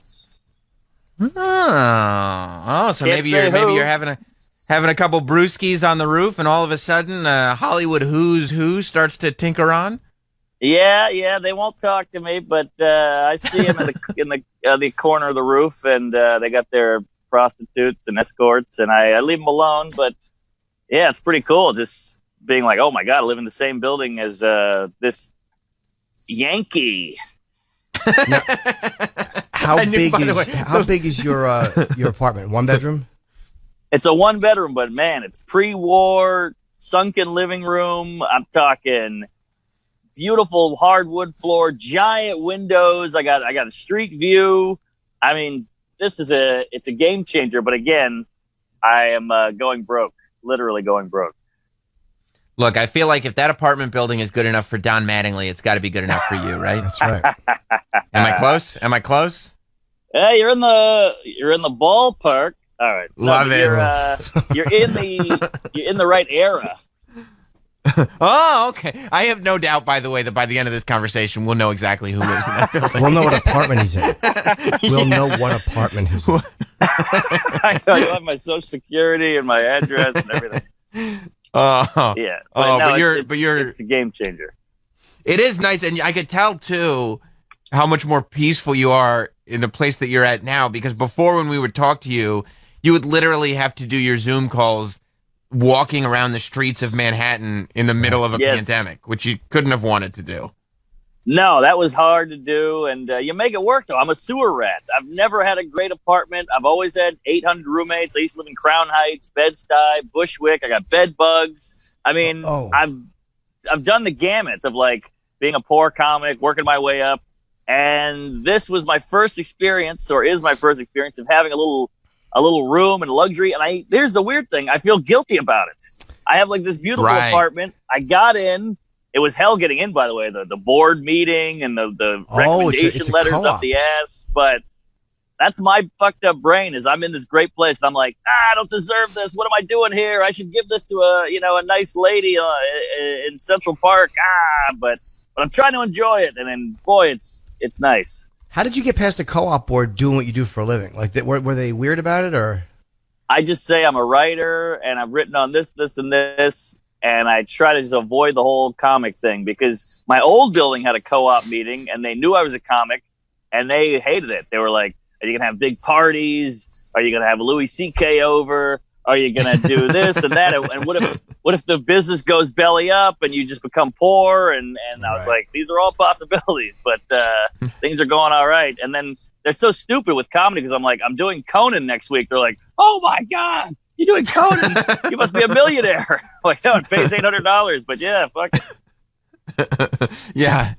Hopefully they don't have Sirius, and they could just go through and be like, do you keep the majority of your money in a drawer that got robbed one time? Yeah, that's also somewhat accurate. Yes, and I'm living with the chick who did it. She bought a bunch of baked goods after, apparently. That's she got so big. That's amazing, though, when you look at the transition to come from, like, literally within a year ago or so, you were still keeping all your cash in a drawer, and now you've got a mortgage and you're paying rent, and I mean, things must be going well. Well, they were going great there, Sammy.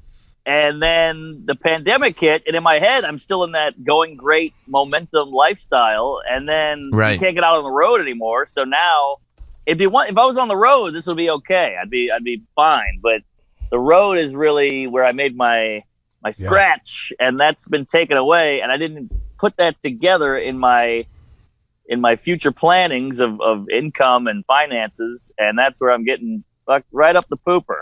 Wait, are you guys splitting this? She's helping. Let's be honest. She's not getting her full freight. I mean, so you're buying this?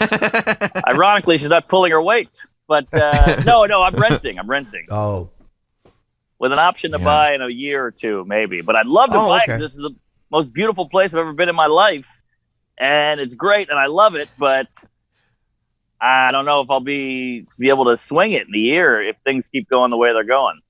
In a year, I like the idea. I like the idea of you. Yeah. I like the idea of you like being in the same scenario that you're in now, and then just keep finding new places, but you keep buying places. You're gonna end up accidentally becoming a real estate mogul. Like you're gonna have all these properties throughout Manhattan, but it's just because you can't rent them. Maybe, but I mean, eventually I won't be able to pay the mortgage. So how can I be a mogul if I can't even keep one mortgage? Well, this is part of your story. Maybe you will have to rent them. I didn't think I could pay the mortgage. There was the virus, and all of a sudden, like, oh my God, what did he do? And then things turn around, and you'll buy a third property. Yeah, you're going to do fine. I hope you're right. You guys are making me feel way better. I wake up with a cold sweat every day, just freaking out about Uncle Sam and that checkbook. Yeah, Mark. When I see you, I think to myself, I don't know if comedy's going to work out, but he will be the next Barbara Corcoran for sure. I've always really wanted to fuck Lori. I don't know why. You know, the blondish, weird lady? Yeah, I know. Yeah. Something about her. And Damon John, too. well, Lori's hot, but she's also got that power thing. Like she seems like a powerful woman, you know? So yes. I get that. I get it. And she's always dolled up to hell and back. And yes, she's got that QVC stank on her, like she's your mom's hot friend, you know, kind of like that. Yeah. I feel like she's like the hot girl that hangs out with the nerds, and all the nerds kind of have this competition over which one of them. Like the nerds would be Mark Cuban and Mr. Wonderful and Damon, and they're all kind of arguing over who's going to eventually get to sleep with her, but none of them actually are. You know, right. And then she gets naked. She has a smelly vagina, and Mr. Wonderful goes, "I'm out." That's right. Now we're doing this. That was already better than an SNL sketch. Have you ever been chased away by a smelly box? I don't know if one's ever sent me packing. No, I've had many, and I've had some real dumpsters, some real barrel fires. But I mean, you're already there. I'll eat a smelly fish like a flounder at a restaurant. I'm like, this smells a little turned, but I still eat it, and it's the same with a veg. Yeah, I'm kind of with you. I don't think I've been chased. There's been some that I'm just like, wow, but I don't think I've ever been chased away by one. I banged. This is maybe 10 years ago. I was at Caroline's. We all went to that bar after that Irish pub across the street. We got shithoused, and one of the bartenders was this fun-loving Puerto Rican gal, and we ended up like making out and stuff. And then we took the D train all the way up to the Bronx. I'm talking Yankee Stadium, hanging out with my new tenant. And we go back to her place, shitbox apartment, and she took those jeans off, and it was like a pressure washer to the face. I was like, Jesus, hey, Jane will open a window. And we went at it all night. You did bang her, right? Yeah. Oh, yeah. I mean, I just figured by the scent alone, she must have had something or some kind of internal thing, like a dead tooth or something was going on. Yeah.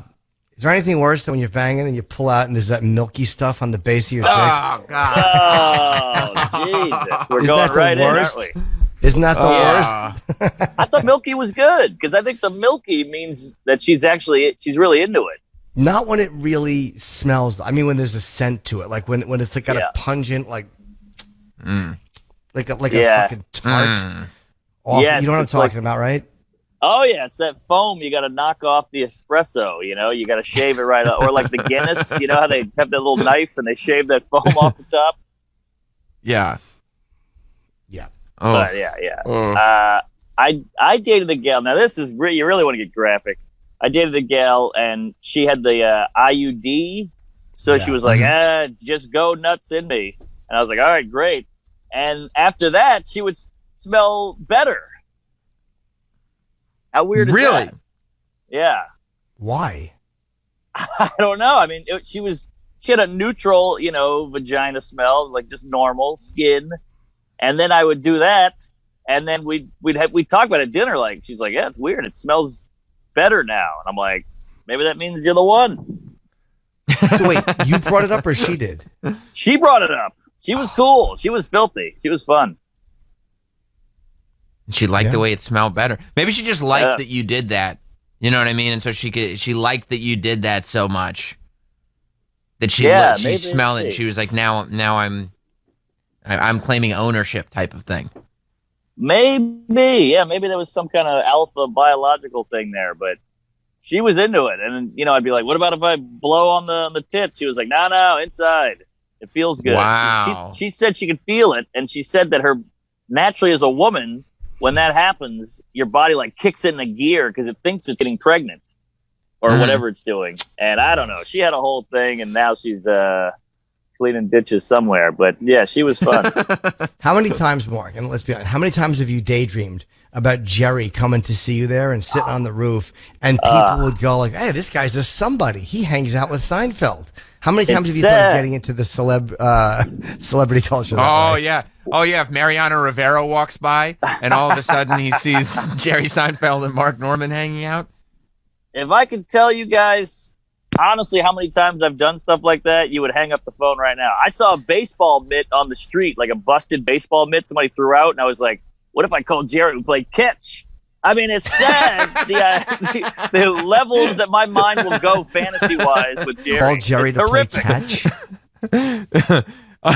You're working out some paternal issues with Jerry Seinfeld. Every Porsche I see, I go, what if I took a photo of that Porsche and sent it to him? Like, hey, there's a Porsche on my block. He'd be like, yeah, I got 80 of them. Blow me. Yeah. Stop calling. You should do that. That's a good instinct, to take pictures of cars. I would love that. A young comic friend to text me photos of cars that are the same brand I have. I would love it. Oh, yeah. Jim, you screwed me, by the way. You blew my head up about that idea at Times Square with the stick shift. I got a wild hair at my ass. I sent him a text and he hated it. Mark, we were fucking with you. Wait, I bought it, hook line. I was like, Jim liked it. This could be something. He wouldn't lie to me. What was the idea? What was the idea? But I don't remember. I mean, I remember this. Oh, teaching you to drive a stick shift? Teaching me to drive a stick in Times Square, and during a pandemic, it's empty, so you get a visually stunning empty Times Square with the lights, and then me and him ball busting, and he's calling me a retard. I'm missing fifth gear in a cool car, and then we film it. And you pitched that to him. Oh boy, did I was on the road in Wisconsin, and I was so lonely, feeling good, and it was like 2 a.m, and I was like, fuck it, and I just had the send button, winking at me. And after like 20 minutes, I was like, and I just pushed it. And I regretted it the second I pushed it. It was like that movie, The Bridge, where the guy's like, right when I jumped off the bridge, I knew it was a mistake. And I felt the same way. And like 3 days later, he wrote back like, yeah, or yeah, whatever, or something like that. Oh, now what did you say that you wanted to do? He will teach you to drive? Yeah. I said, funny video idea, : and then I described the idea in detail, mind you, and I put some big cool words in that I looked up on thesaurus.com, and that was it. I just pushed send, and he wrote back like 3 days later, so you can tell he was obviously like, I got this big matzo ball just hanging there looming over me. Let me just get rid of this fucking chooch. And you put yourself and him in a video. Yes. I'm not proud of it. And I haven't heard from him since. That was months ago.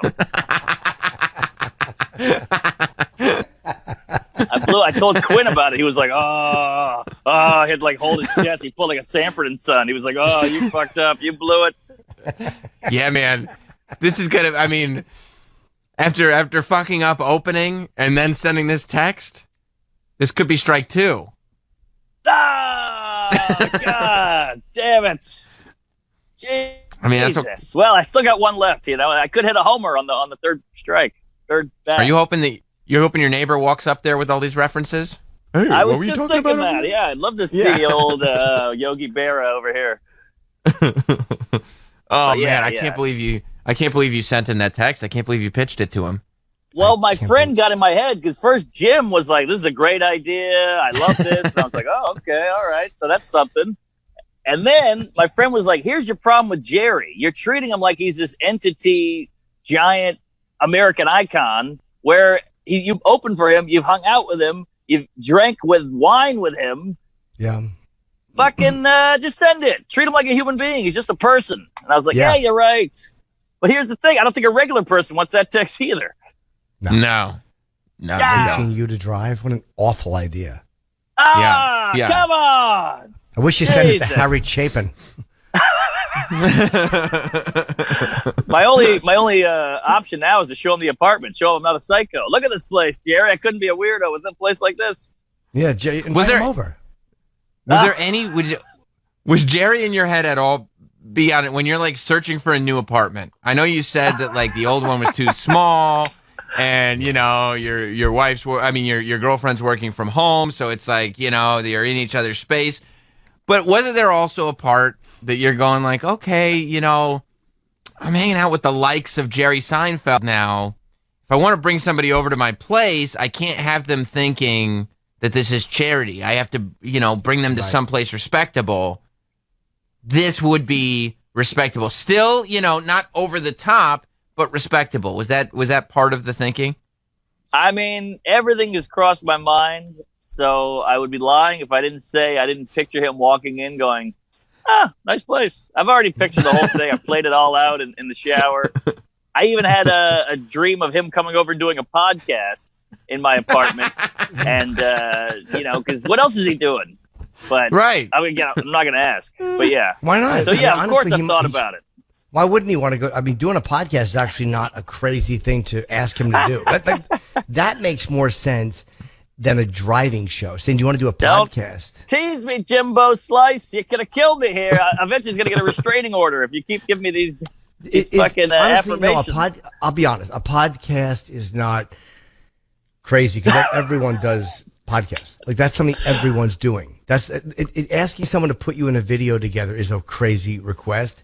Do a podcast. Mm-hmm. I mean, Gervais was on our show. Everybody does this shit. That's a normal request, and that's not something that's put me in a video with you. Is like me saying to Ozzy, "Hey, can I be in your next music video?" He'd go, "What?" But you're right. But saying, "Would you do our radio show?" is more in line with what I do for a living. If that makes sense, or having him on the radio show makes sense. Asking someone to do a podcast is not out of line. I mean, we've pitched to have him on this show. That's not a crazy thing. Do my podcast is normal. Let me do a new show with you that you'll be the big name pushing in a thing you've already established. That's a little rough. Yeah. That was rough. Honestly, God, every time you say that, you're turning a knife here. But it is, he probably likes the fact that you're a little nuts and honest. And if you had him on the podcast and discussed that, he would probably be honest with you. Like he seems like, I don't know him as well as you do, but I do know that he's the type who just spits things out. Like he just says what he wants to fucking say. And he would probably give you an honest answer on a podcast and it would be funny. I think he'd be truthful. Now, are you thinking Zoom? Obviously, Zoom. He wouldn't come over. Oh, you got the new apartment and you got outdoor space. You could be outdoors and do it. But no, he might. Seinfeld, that's a good point. Seinfeld's not going to want to sit on a roof and do a podcast where there's other people milling about. Yeah, Zoom. Honestly, Zoom. I didn't think of that. Now, are you fucking with me again here, there? No. Norton? Or is this a genuine moment here? But a podcast is normal. That's a normal thing. I mean, I would ask somebody to be on a podcast once I knew them. I mean, look, I've asked people, famous people, to do things that was work related. I had to ask people to open my special. It was embarrassing. Or I had to ask De Niro for the chip thing. Yeah, where Ozzy. I've asked Ozzy, and when a work related thing, I've asked people to do. But to suggest that they do something that's already in their wheelhouse is where it probably is. Like I couldn't say to Ozzy, "Let's do something musically." I have to ask him, "Hey, I'm doing this project. I would love you to do this." So to say to Seinfeld, "Hey, if you want to come on the podcast and talk about it. That makes more sense because that's your thing. You know, that inviting someone to your thing is different than inviting yourself to their thing. Okay. Well said. Now I know. That's the way I can think of it. I learned the hard way. And maybe you don't mention that you thought of it in a dream. That's probably you don't mention that part. Technically, it was in a bubble bath, and I was fantasizing. But yeah, I got you. Jeez, man, what the hell was I thinking? You were drunk. Send on that. Were you drunk? It was 2 a.m. I think I had a couple of cocktails. Yeah, I see. That'll do it. A couple of cocktails. What of it? But he was very complimentary. I did some YouTube videos about like me getting back out there as a comic, like Rusty Comic does new material, and he is very complimentary about that. So I feel like I had some momentum. Yeah. Well, what have you? Are you going on the road kind of regularly, or did you just do that one couple of weekends that you did the YouTube videos about? I had a road gig every weekend for the rest of the year locked up, but most of them are getting canceled just one by one. But I'm still, I just did Kansas City. I did Wisconsin before that. But now, since all the clubs are falling through, Bert Kreischer and me have been chatting, and he said, "Why don't you come open at my drive-in movie theater gigs? I'm on a bus. We'll have a great time. We'll go whitewater rafting. We'll barbecue all day. We'll drink all." So I'm like, I'll do that just to hang. So that's like free money. So I'm going to do that in August. Now, that's awesome. Let me ask you, Mark, that's your club awesome. dates in September canceled? Because I have a couple things in September I'm worried about. Like at the end. No, those are hanging in strong. Okay. September seems to be fine. August is half gone, half there. Okay. But who knows? Everything could keep changing. That's why it's tough. Did you bring notes up with you? Sorry, Sam. Did you bring notes up with you, or did you just walk up? A lot of notes, and I think the audience, if you let them in on how rusty we are and how a lot of this is new. I just put out a special. I'm trying to build a new act here. I think they kind of dug that, and the audiences are so hot and ready to laugh, and it's like cathartic. I mean, everything on the news is just death and COVID and protests, and politics, Trump. So if you have like a funny COVID silly joke, they fucking love it because it's like, we can laugh at this thing. Yeah. Did you do a lot of COVID material, or did you keep it brief? Well, that's all I've been writing because it's just up your ass all day, and so I've been tweeting a lot of COVID stuff. So I just do like 8 minutes of COVID up top and get it out of the way, and then I do my real act. But I feel like you got to address it. I mean, the waitress is wearing a mask all day, and there's plexiglass in some of the showrooms, like dividing tables and shit. So it's got to be acknowledged.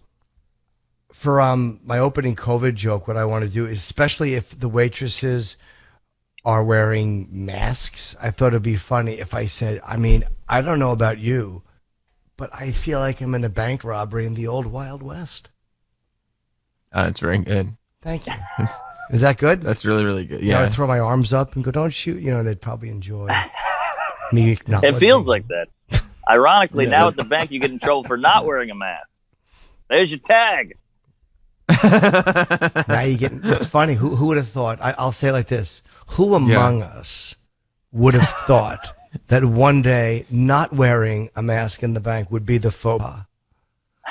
That's even better, actually. Yeah, that is a little better. Yeah, that's good stuff. It becomes a thinking man's joke at that point. Right. That's highbrow. Yeah. Well, maybe I'll say this: I was making love to this girl I know, and I'm wearing a mask, and it's the first time she ever got wet. Oh, that's that good. Feels more like your cup of jizz. That's my wheelhouse. So. Yeah.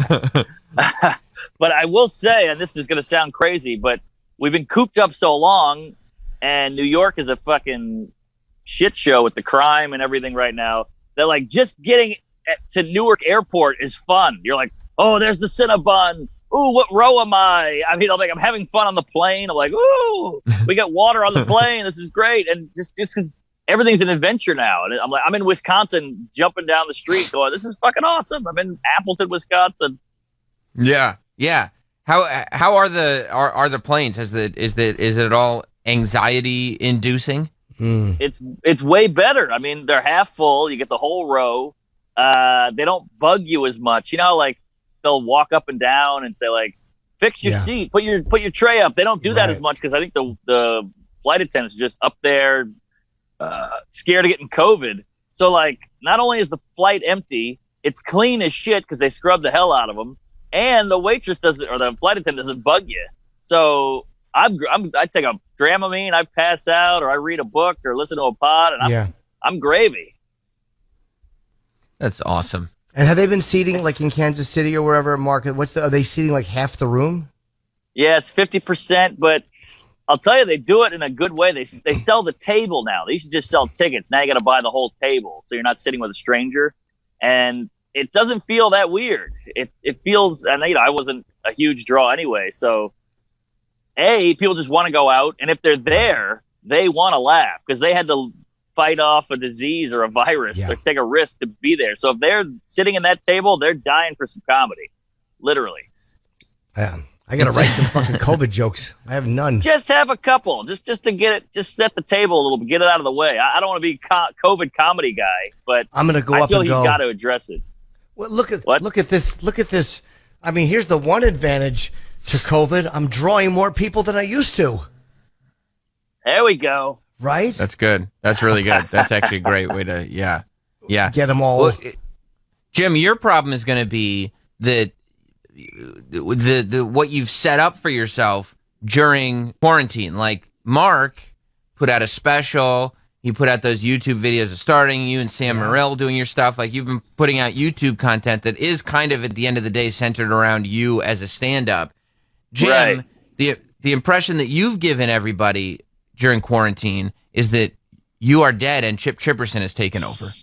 That's the impression I want everybody to have. It's the best. It really sucks too. I was going to tape a CD in Minneapolis. I think at Acme I was supposed to do. I wanted to tape a CD there because the room everyone says it's so great, and I wound up losing the fucking gig. That would have been nice to have a CD out. I mean that kind of is.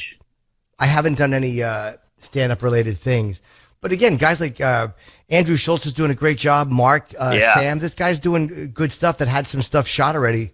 And it was smart to put it out. It sucks that you can't tour on it immediately, but now that you're getting out there, you'll probably see people showing up at least.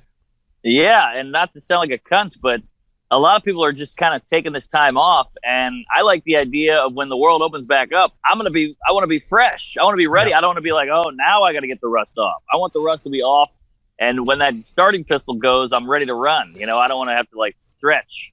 Well, I don't think the world's going to open that way. I think the world is going to open slowly. So no matter how ready to go you are, it's going to be like a slow opening of a door. It's not going to be one day like a horse running out of a fucking barn. It's going to be a door slowly opening that everybody's just kind of shoulder to shoulder bumbling through like fools. And then it's just going to be open. I think it's going to be a slow process. You're probably right. And I got to tell you, I don't know you guys, but you guys don't have to worry because you're on the radio every day. So you're still kind of out there and exposed a little bit, which is good. I know a lot of comics are just like, I'm going to Jersey Shore, I'm going to Nantucket, fuck this, and they just turn their phone off and they're on the beach. Yeah, I mean, this guy's taking the time off, sure. I mean, but I would prefer to just, I love doing this, and I've kept as busy as I can doing other stuff, which was interesting to me to do. I just didn't know what else to do stand-up wise. I didn't want to burn material. No, I get it, but have you guys noticed, like, I live in the Village, and the hobos are brazen. I guess because there's not as many people out, and they're needing more money or whatever, but, like, it's getting wild out here. It's like the West. Yeah, there's not as many people, and they're much more aggressive. And there's less enforcement probably, too. Yes, like, the cops are cops have to worry about corona and shootings and protests and stuff like that, and so the homeless have been able... Well, think about how this started. Like, we would talk to Travis and Mike, who were still, taking the train into the city every day to go to Sirius, which they're still doing. But for the first, at least 2 months of this thing, the hobos just took up on the subways like it was Motel 6. Nobody was doing anything to stop them. Like, it was just full. I mean, they're out now, but I think that when you start to instill that level of entitlement in homeless people, they're not going to sit there and go like, oh, okay, you let us know when to dial it back. Like, once you've dialed them up, they're dialed up. It is what it is.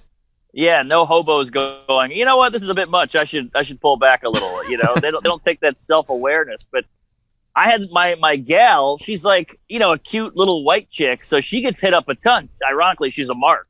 I mean, she's got it written all over her face. She's from Massachusetts. She's like, hey, I'll suck your dick for a dime.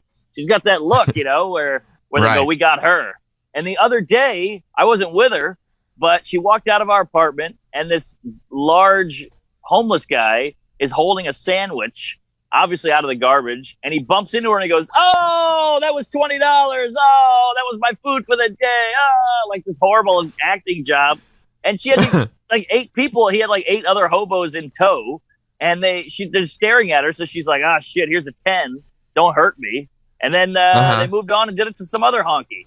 They do it with liquor too. That there's a thing where they have a liquor bottle with it's almost empty, and you'll bump into them and they drop it. They're like, "Yeah, I dropped my drink," and they just, again, it's polite robbery basically. She probably got robbed.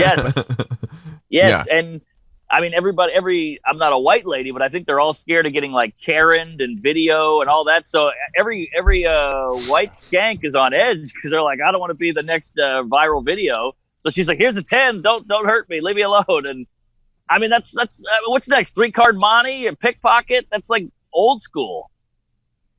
Yeah, I was here in Westchester. I was actually taken aback because we don't like the homeless. There's no homeless problem in Westchester. Like, what homeless people are jumping on the Metro North and coming out to Westchester? Yeah, but I was. I mean, maybe this guy wasn't homeless. Maybe he just wanted a free lunch. But like, I was going in to get some food.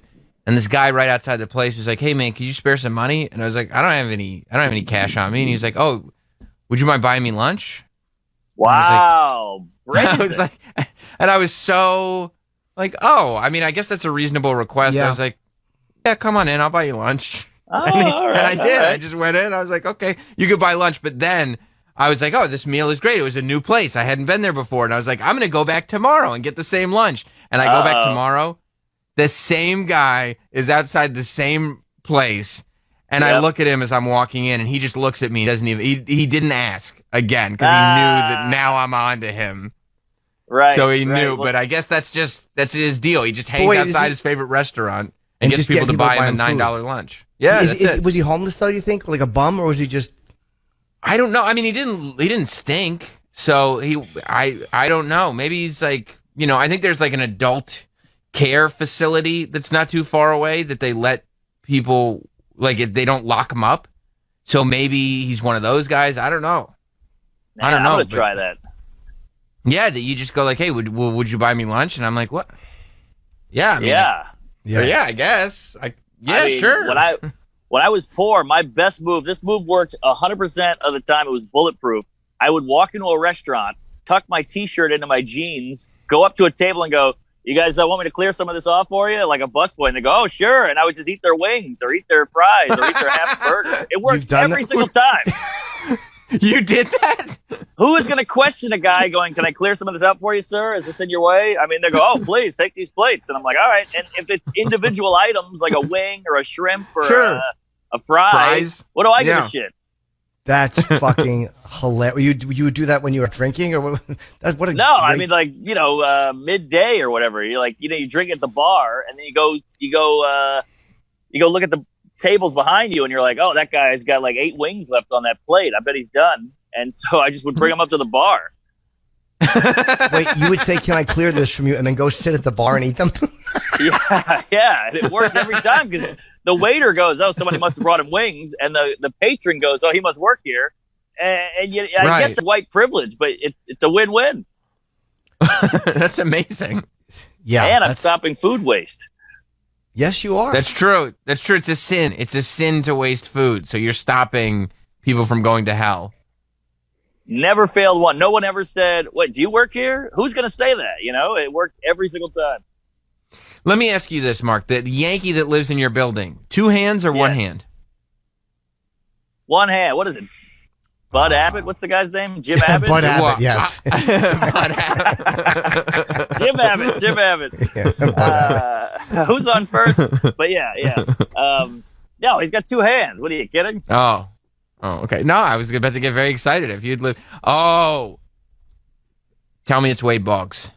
Is Wade Boggs even, or is he dead? Is Wade Boggs dead? I'll tell you if you get it. I'll tell you, but you're way What position? No. Reggie Jackson. No. Can you say what color the guy is? What national is he? American, Cuban? Is he? I think he's American. I'm pretty sure. I could be wrong. I didn't do a deep dive, but pretty sure he's American. But appears to be move Caucasian. On now.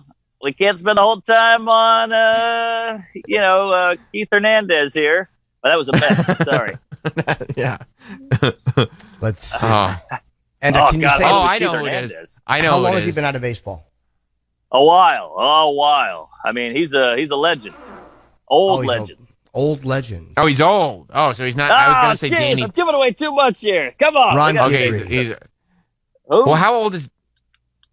Go ahead, Jim. Ron Guidry? No, he's a Yankee legend. Yeah. Louisiana Lightning. He's white. No. He's a white guy? Yeah. Old cracker. I'm talking, needs a cane. Oh. I bet he's not that old. I think Mark's trying to throw us off.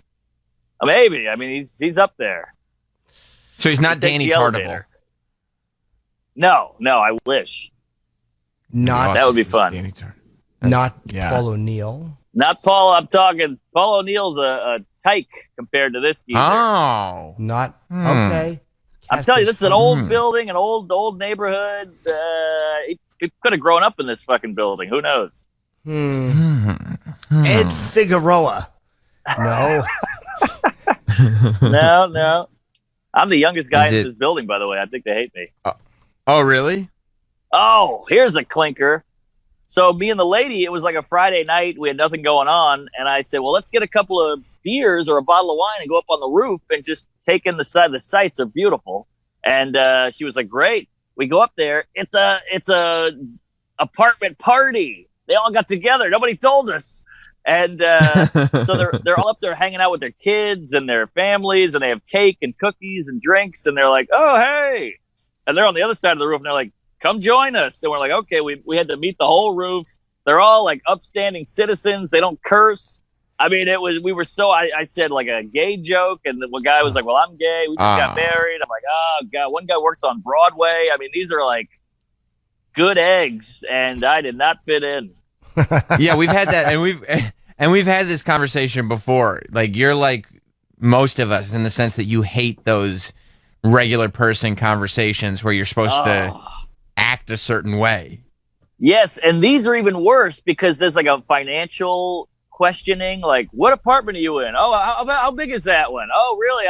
I'm in this one, and it's a suite. And I'm like, oh, yeah. And they're just trying to figure out, are you renting or you buying? And they're trying to crack the code on how much money you have or what you do, and it's super awkward. Yeah. Yeah, and you're still trying to get by on being a writer. Like, you're still not trying to tip off that you're a comic. So well, the lady, after a couple of scotches, spilled the beans, and that was a whole can of jizz right there. They're like, oh, pull out the iPad. I'm like, no, pull out the iPad. No. It was a nightmare. I couldn't get out of there fast enough. Oh, would I hate that. When they want to look at your jokes in front of you. What's your name? They start Googling. Yes. What's the name again? What's the last name? Oh, yeah. And now I'm just this, specimen, this exhibit they're looking at. Like, I feel like they weren't even listening to me. They're just like looking up my shit and listening to my stuff online. And I'm trying to like to steer the conversation. They were like, we don't care anymore. We have this now. Right. Yeah. And then if you can't not make a joke because they're waiting for a joke, but then you can't make a joke because all of a sudden it's not like you're just a guy in a conversation kind of, having a witty retort. It's like, oh, that's one of those comedian jokes. Yes. Yeah. Yes. Great point. And it's fascinating because if I make a joke, they don't laugh. But if I make that same joke on stage and they see people laughing on the video, they'll be like, oh, this is funny. It's like a weird sheep mentality. I'm like, well, I said the same joke in front of you. You didn't laugh. How come you're laughing now when you see other people laughing? People are so stupid. I think that's why we have laugh tracks. So dumb people know, oh, this is funny. Yeah, there are. It's when you see, what's that show? I think Sports Night was that show that it only lasted like one season. It was really good though, and it had no laugh track. Right. It had no laugh track, and people thought it wasn't funny. So in syndication, or I guess not syndication because it only lasted one season, but when it went into reruns, like they put the season on like Comedy Central and stuff like that, they added a laugh track to it, And the DVD version of that show had a laugh track added to it, and it was horrendous. It was terrible with a laugh track added. Horrible. Didn't they take the laugh track out of MASH when that went on DVD? Like, there's an option to take the laugh track off because the laugh track sucks so bad. I don't know. Yeah, I heard that was an option to add one. I've never heard of adding one after it's aired without one. Yeah, they added it. They did the whole season. It got canceled after a season because it was so it was comedy, but it was very dry. It was off the beaten path. People didn't know how to take it, I think. And then they wanted to get some juice out of it. So they sold the season to whatever it was, and then they put it on DVD. But I don't know if it exists in its original form to this day. I think everywhere you go, it's the laugh track version, and it's so bad with the laugh track. It's so that's bad. terrible. Dude, that's awful. There's a weird a weird thing with the idea of the laugh track. Like, they smooth out the laughs. There's a whole science to it. And I learned that from Louis, because he wouldn't do it on Lucky Louie. Like, all the laughs were real, whether they were big laughs or bombs or whatever. And he told me a lot about how they had these guys that they smooth. There's a certain flow to it, and there's like a real process to a laugh track. It's I don't quite understand the desire for it. That was the funny part about Lucky Louie, is that people were so used to hearing laugh tracks. Not you. Oh. You were not the funny part of Lucky Louie. People were so used. Jumped in, stole the compliment. People were so used to hearing laugh tracks and not actual studio audiences that I remember when Lucky Louie came out, a lot of people were like, I can't do it with the laugh track. It's so weird with that weird laugh track. Because it didn't sound regular to them, because it was people actually laughing organically, not a laugh track that they were used to. Can you imagine being the creator of that show? Because that show is pretty cutting edge and kind of innovative. Can you imagine being the creator and they're like, we're going to have to cancel you and add a laugh track? You'd be like, just kill me now. I'm out of this business. You guys are idiots. I can't do it. That would be soul crushing. We're adding a laugh track because we don't know when the funny part is in this comedy show. Oof. Yeah. Humiliating. Yeah, it's terrible. Terrible. But have you seen that they're doing? Funny. Have you watched baseball? Because they're basically doing that now with baseball. What they did for baseball, I mean, the weirdest part to me is some of the stadiums, although I think baseball is about to be canceled because everybody on the Marlins got COVID. Jesus. But so it's running rampant through the MLB, like within 3 games. But some of the stadiums are adding cardboard cutouts. You can pay to have your cardboard cutout put in the stadium, so you see weird cardboard cutouts of people while they're playing. But what they did for every team apparently was they took the audio, like the crowd sound effects from MLB show, the PlayStation game. They took that crowd audio and they put it on an iPad, and all the people that run the stadiums, they used the crowd audio from the video game to react to all the plays live as they happen. So, like, as you watch this game, if somebody hits a home run, the guy can cue up, like, this whole stadium going, like, yeah! And then you look at this empty stadium. It is so weird to watch. It's so off-putting. Well, I mean, like, UFC, they just guys fighting. Like, you don't need the fucking crowd. Baseball, take the fucking noise out of it, you assholes. Baseball sucks. I know. What a bunch of dopes. It's true. You go to a hockey game and there's never a moment of like just enjoying the slapping of the puck and the ice and the skates. It's like, we will rock you. They have to have like all these guy with the t-shirt gun has to come out in the middle of it. Like, give us a second. I got my friends here. I'm drinking a beer. I just want to watch the hockey. Like, do we need stimulus every moment? I hate it. Constant noise. It's almost like constant noise. Yeah. It's almost like it's this like desperation to get people that aren't fans to watch the game, as opposed to just catering to the people that are actually fans of the game. Right. And if you're some retard with like the attention span of a gnat, why are we catering to you? You should have to adapt to the normals who can actually, like sit down and enjoy something. Why do we have to go to your level? Yeah.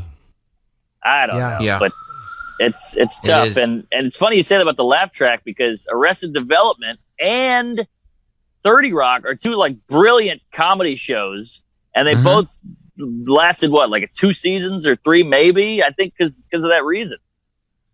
Because no laugh track. People didn't track. know. Yeah, people didn't get it. Like they didn't know quite. Right. And then you watch it, you're like, this is such smart writing, but it's not enough. People need that chuckle. Yeah, I hate laugh tracks. They're also, especially when you hear them like on the old MASH, like they're so bad. And eventually they did take the only show I've heard where it really worked is British shows seem to do laugh tracks well. And I don't know why. They do. There's this show called it was with Steve Coogan called Alan Partridge. And there was 3 seasons of it. I think one season he was an actor. And the season 2, which I love, is he's a radio host. And it's really fucking funny. I think I'm Alan Partridge, and I forget what season 2 is called, but there's a laugh track with it. But it doesn't matter. Like, still, the show really makes me laugh. And I'm like, it doesn't distract, even though you know it's a laugh track. I'm like, I'm okay with it. All right. He's good. I know that guy. He's funny. Steve Coogan?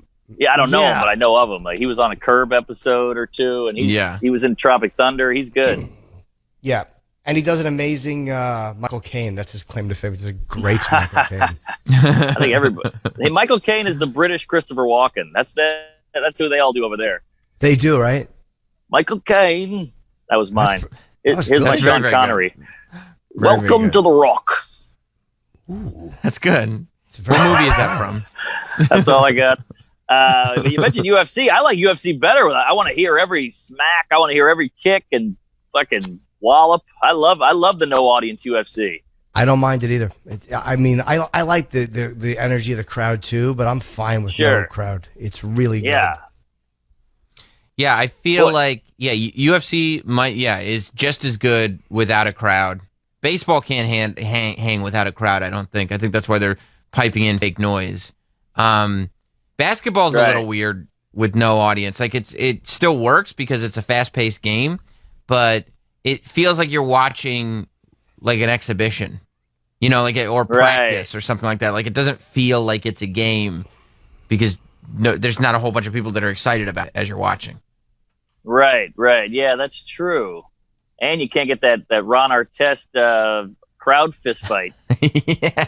Yeah. How great was that? Yeah, that's lacking. It's the best. Jumped jumped 4 rows in. Yeah.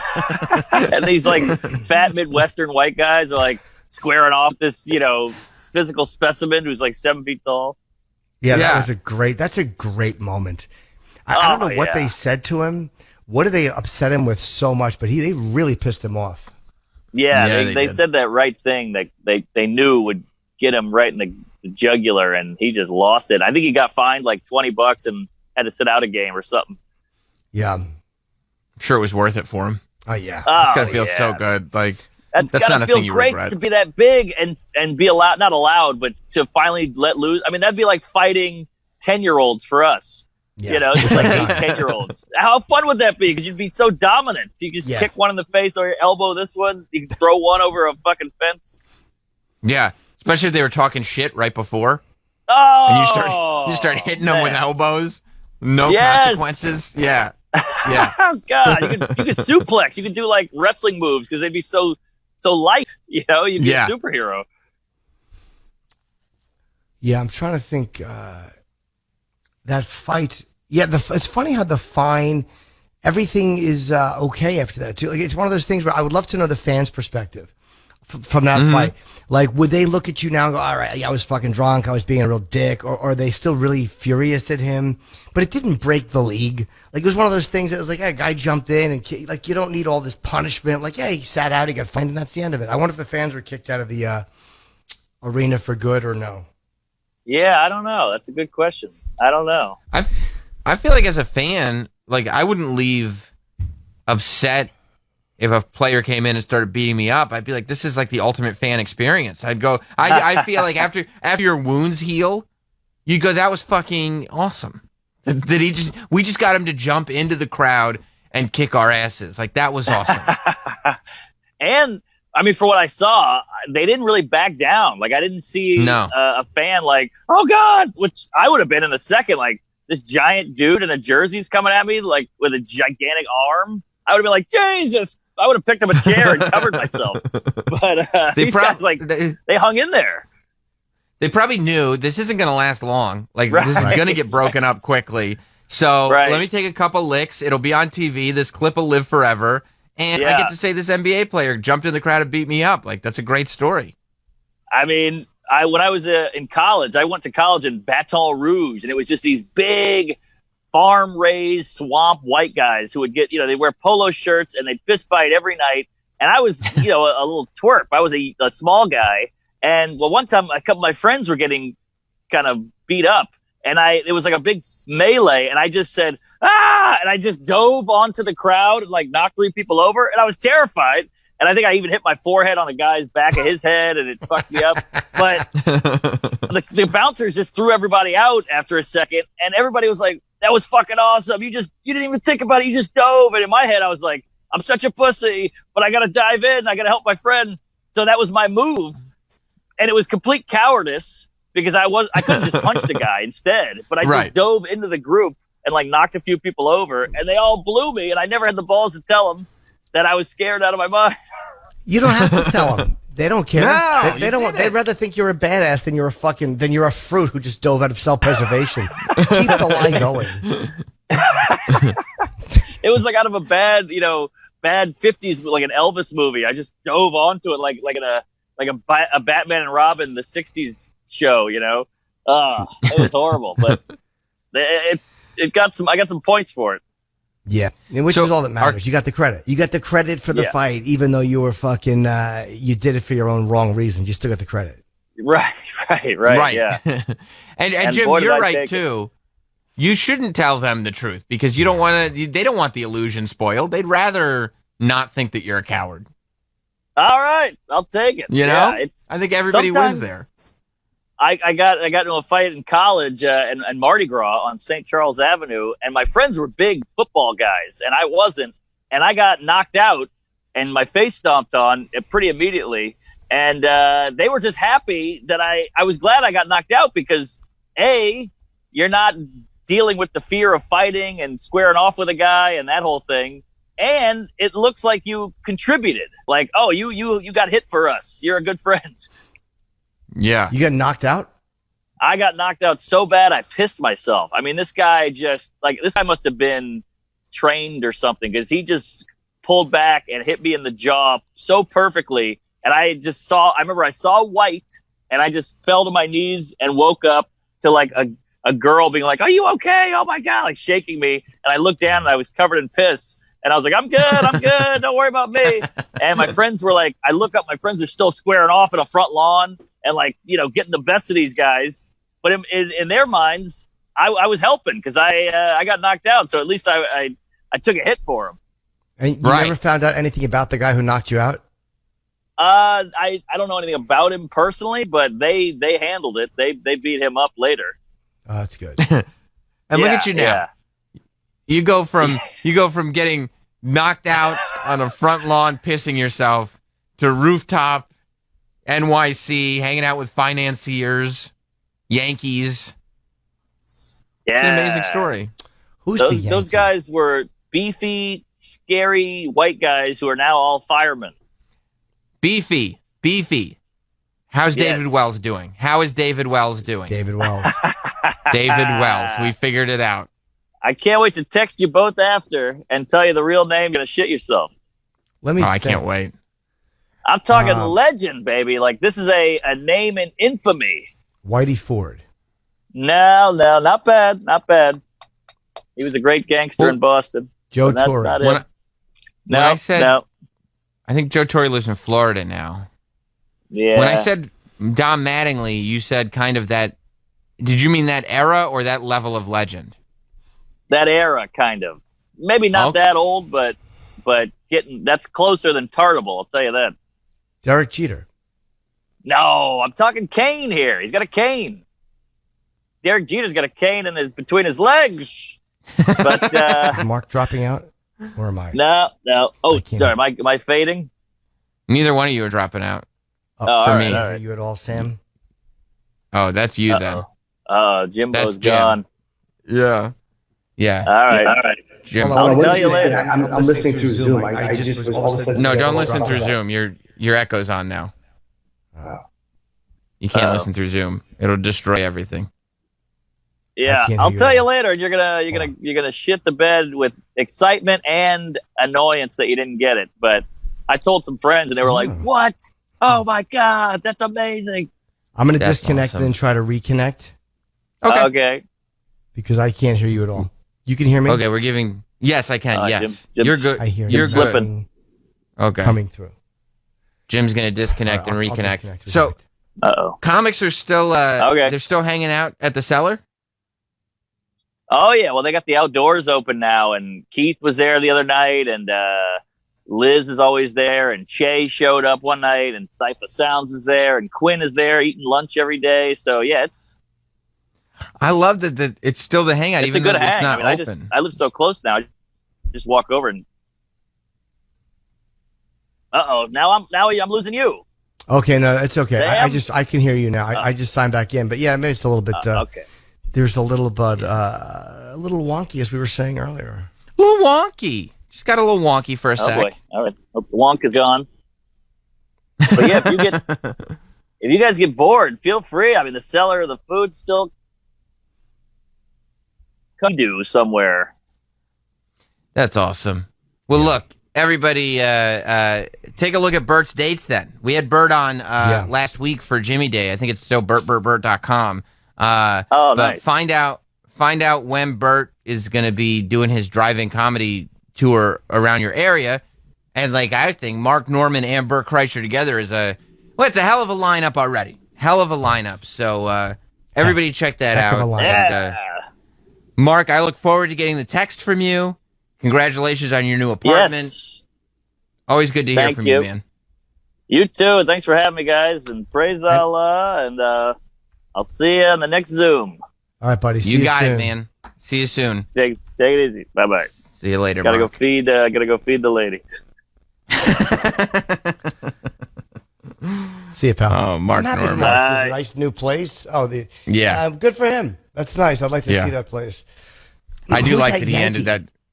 I don't know. I was trying to think. I also think that Mark's timeline might be a little confused because didn't Danny Tartable and Don Mattingly play around the same time, or am I crazy? I remember, that's like early to mid '90s, right? Danny Tartable, Don Mattingly. Not that level of legend, though. I mean, people know who he is. No, he's not. It's just a name that I thought of. I just meant in terms of the, because when I was I don't watch baseball, but when I was a kid, I knew who all the Yankees were because, you kind of had to get along in public school.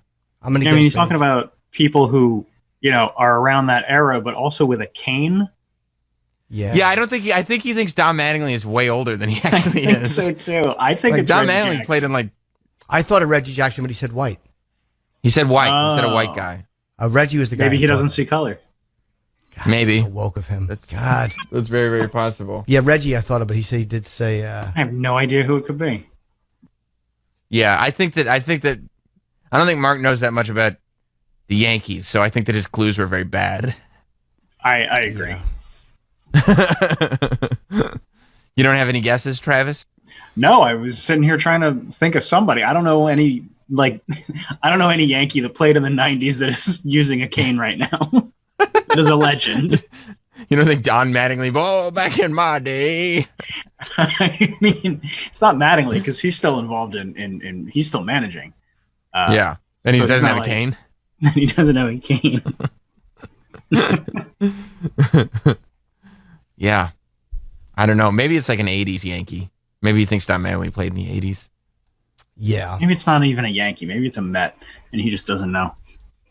That's true. Yeah, he did shout. Which Met did he shout out while we were... I think he shouted out Keith Hernandez, didn't he? Yes, he mentioned Keith Hernandez. Yeah. So, that's very, very possible. Or it could be like a New Jersey Net or something like that. Just an athlete. Who's the fucking Yankee?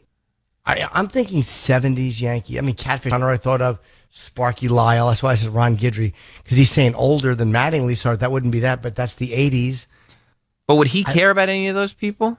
But he might have other people have said that that's who that guy is. Like some guys are just big names. I'm trying to think of who from the 80s. Jack McDowell. No, he was after that. He said we would shit ourselves, though. I'm not going to shit myself. Yeah, if somebody goes like Jack McDowell lives in my building, I'm going like, okay, fine. Yeah. You're right. So do you. Not A-Rod, not Jeter. He's saying before those guys. Willie Randolph was a Met manager, but he's not white. Dave Winfield? He's not white, though. Oh, right. White. Right. Text him. See who it is. You think it could be Grant Hill? It could be Grant Hill. I'm just thinking about athletes of the era. Jimmy Key? Maybe it's Jimmy Key. Nobody would ship themselves over Canadian. No, that's Jimmy the thing. Key. Like, I can't think of anybody. No. I tried to think of everybody that I would ship myself over. It's not too young for it to be. I can't wait till you guys find out and we realize it's not as big a deal as we thought it was. It won't be. I'm sure it's not. It can't be. Who are we missing? All right, well, look. Maybe Mark will text us. I hope he does. We should go to break, do some reads, come back, talk some shit. Yeah. It's going to be a blast. Well. Does that sound good?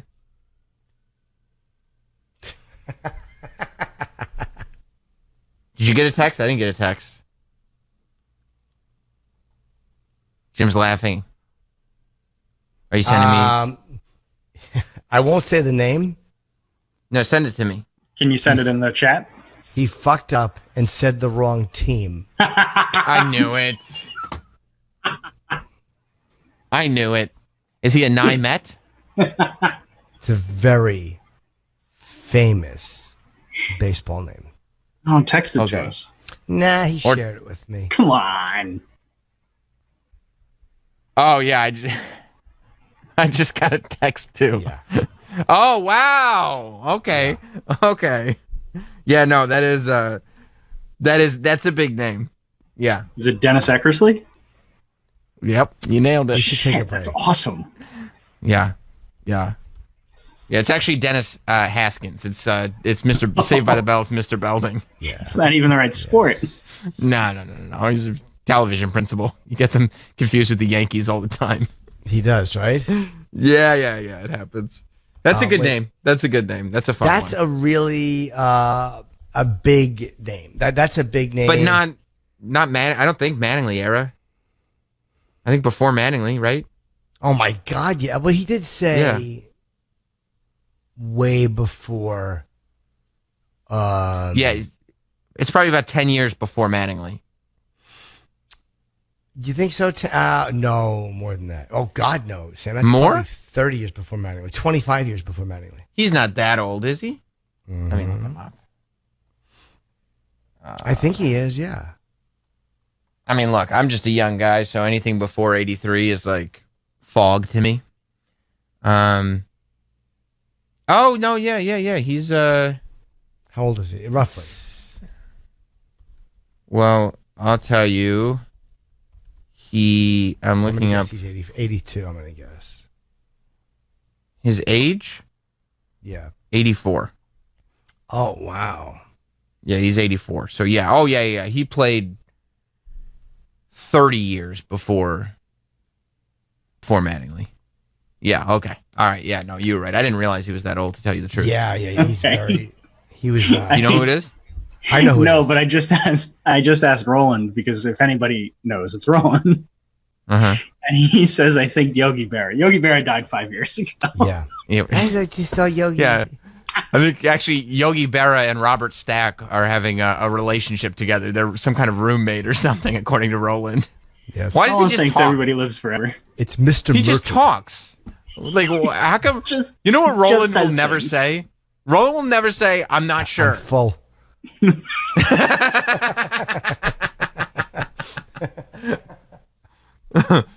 He's always got to have an answer.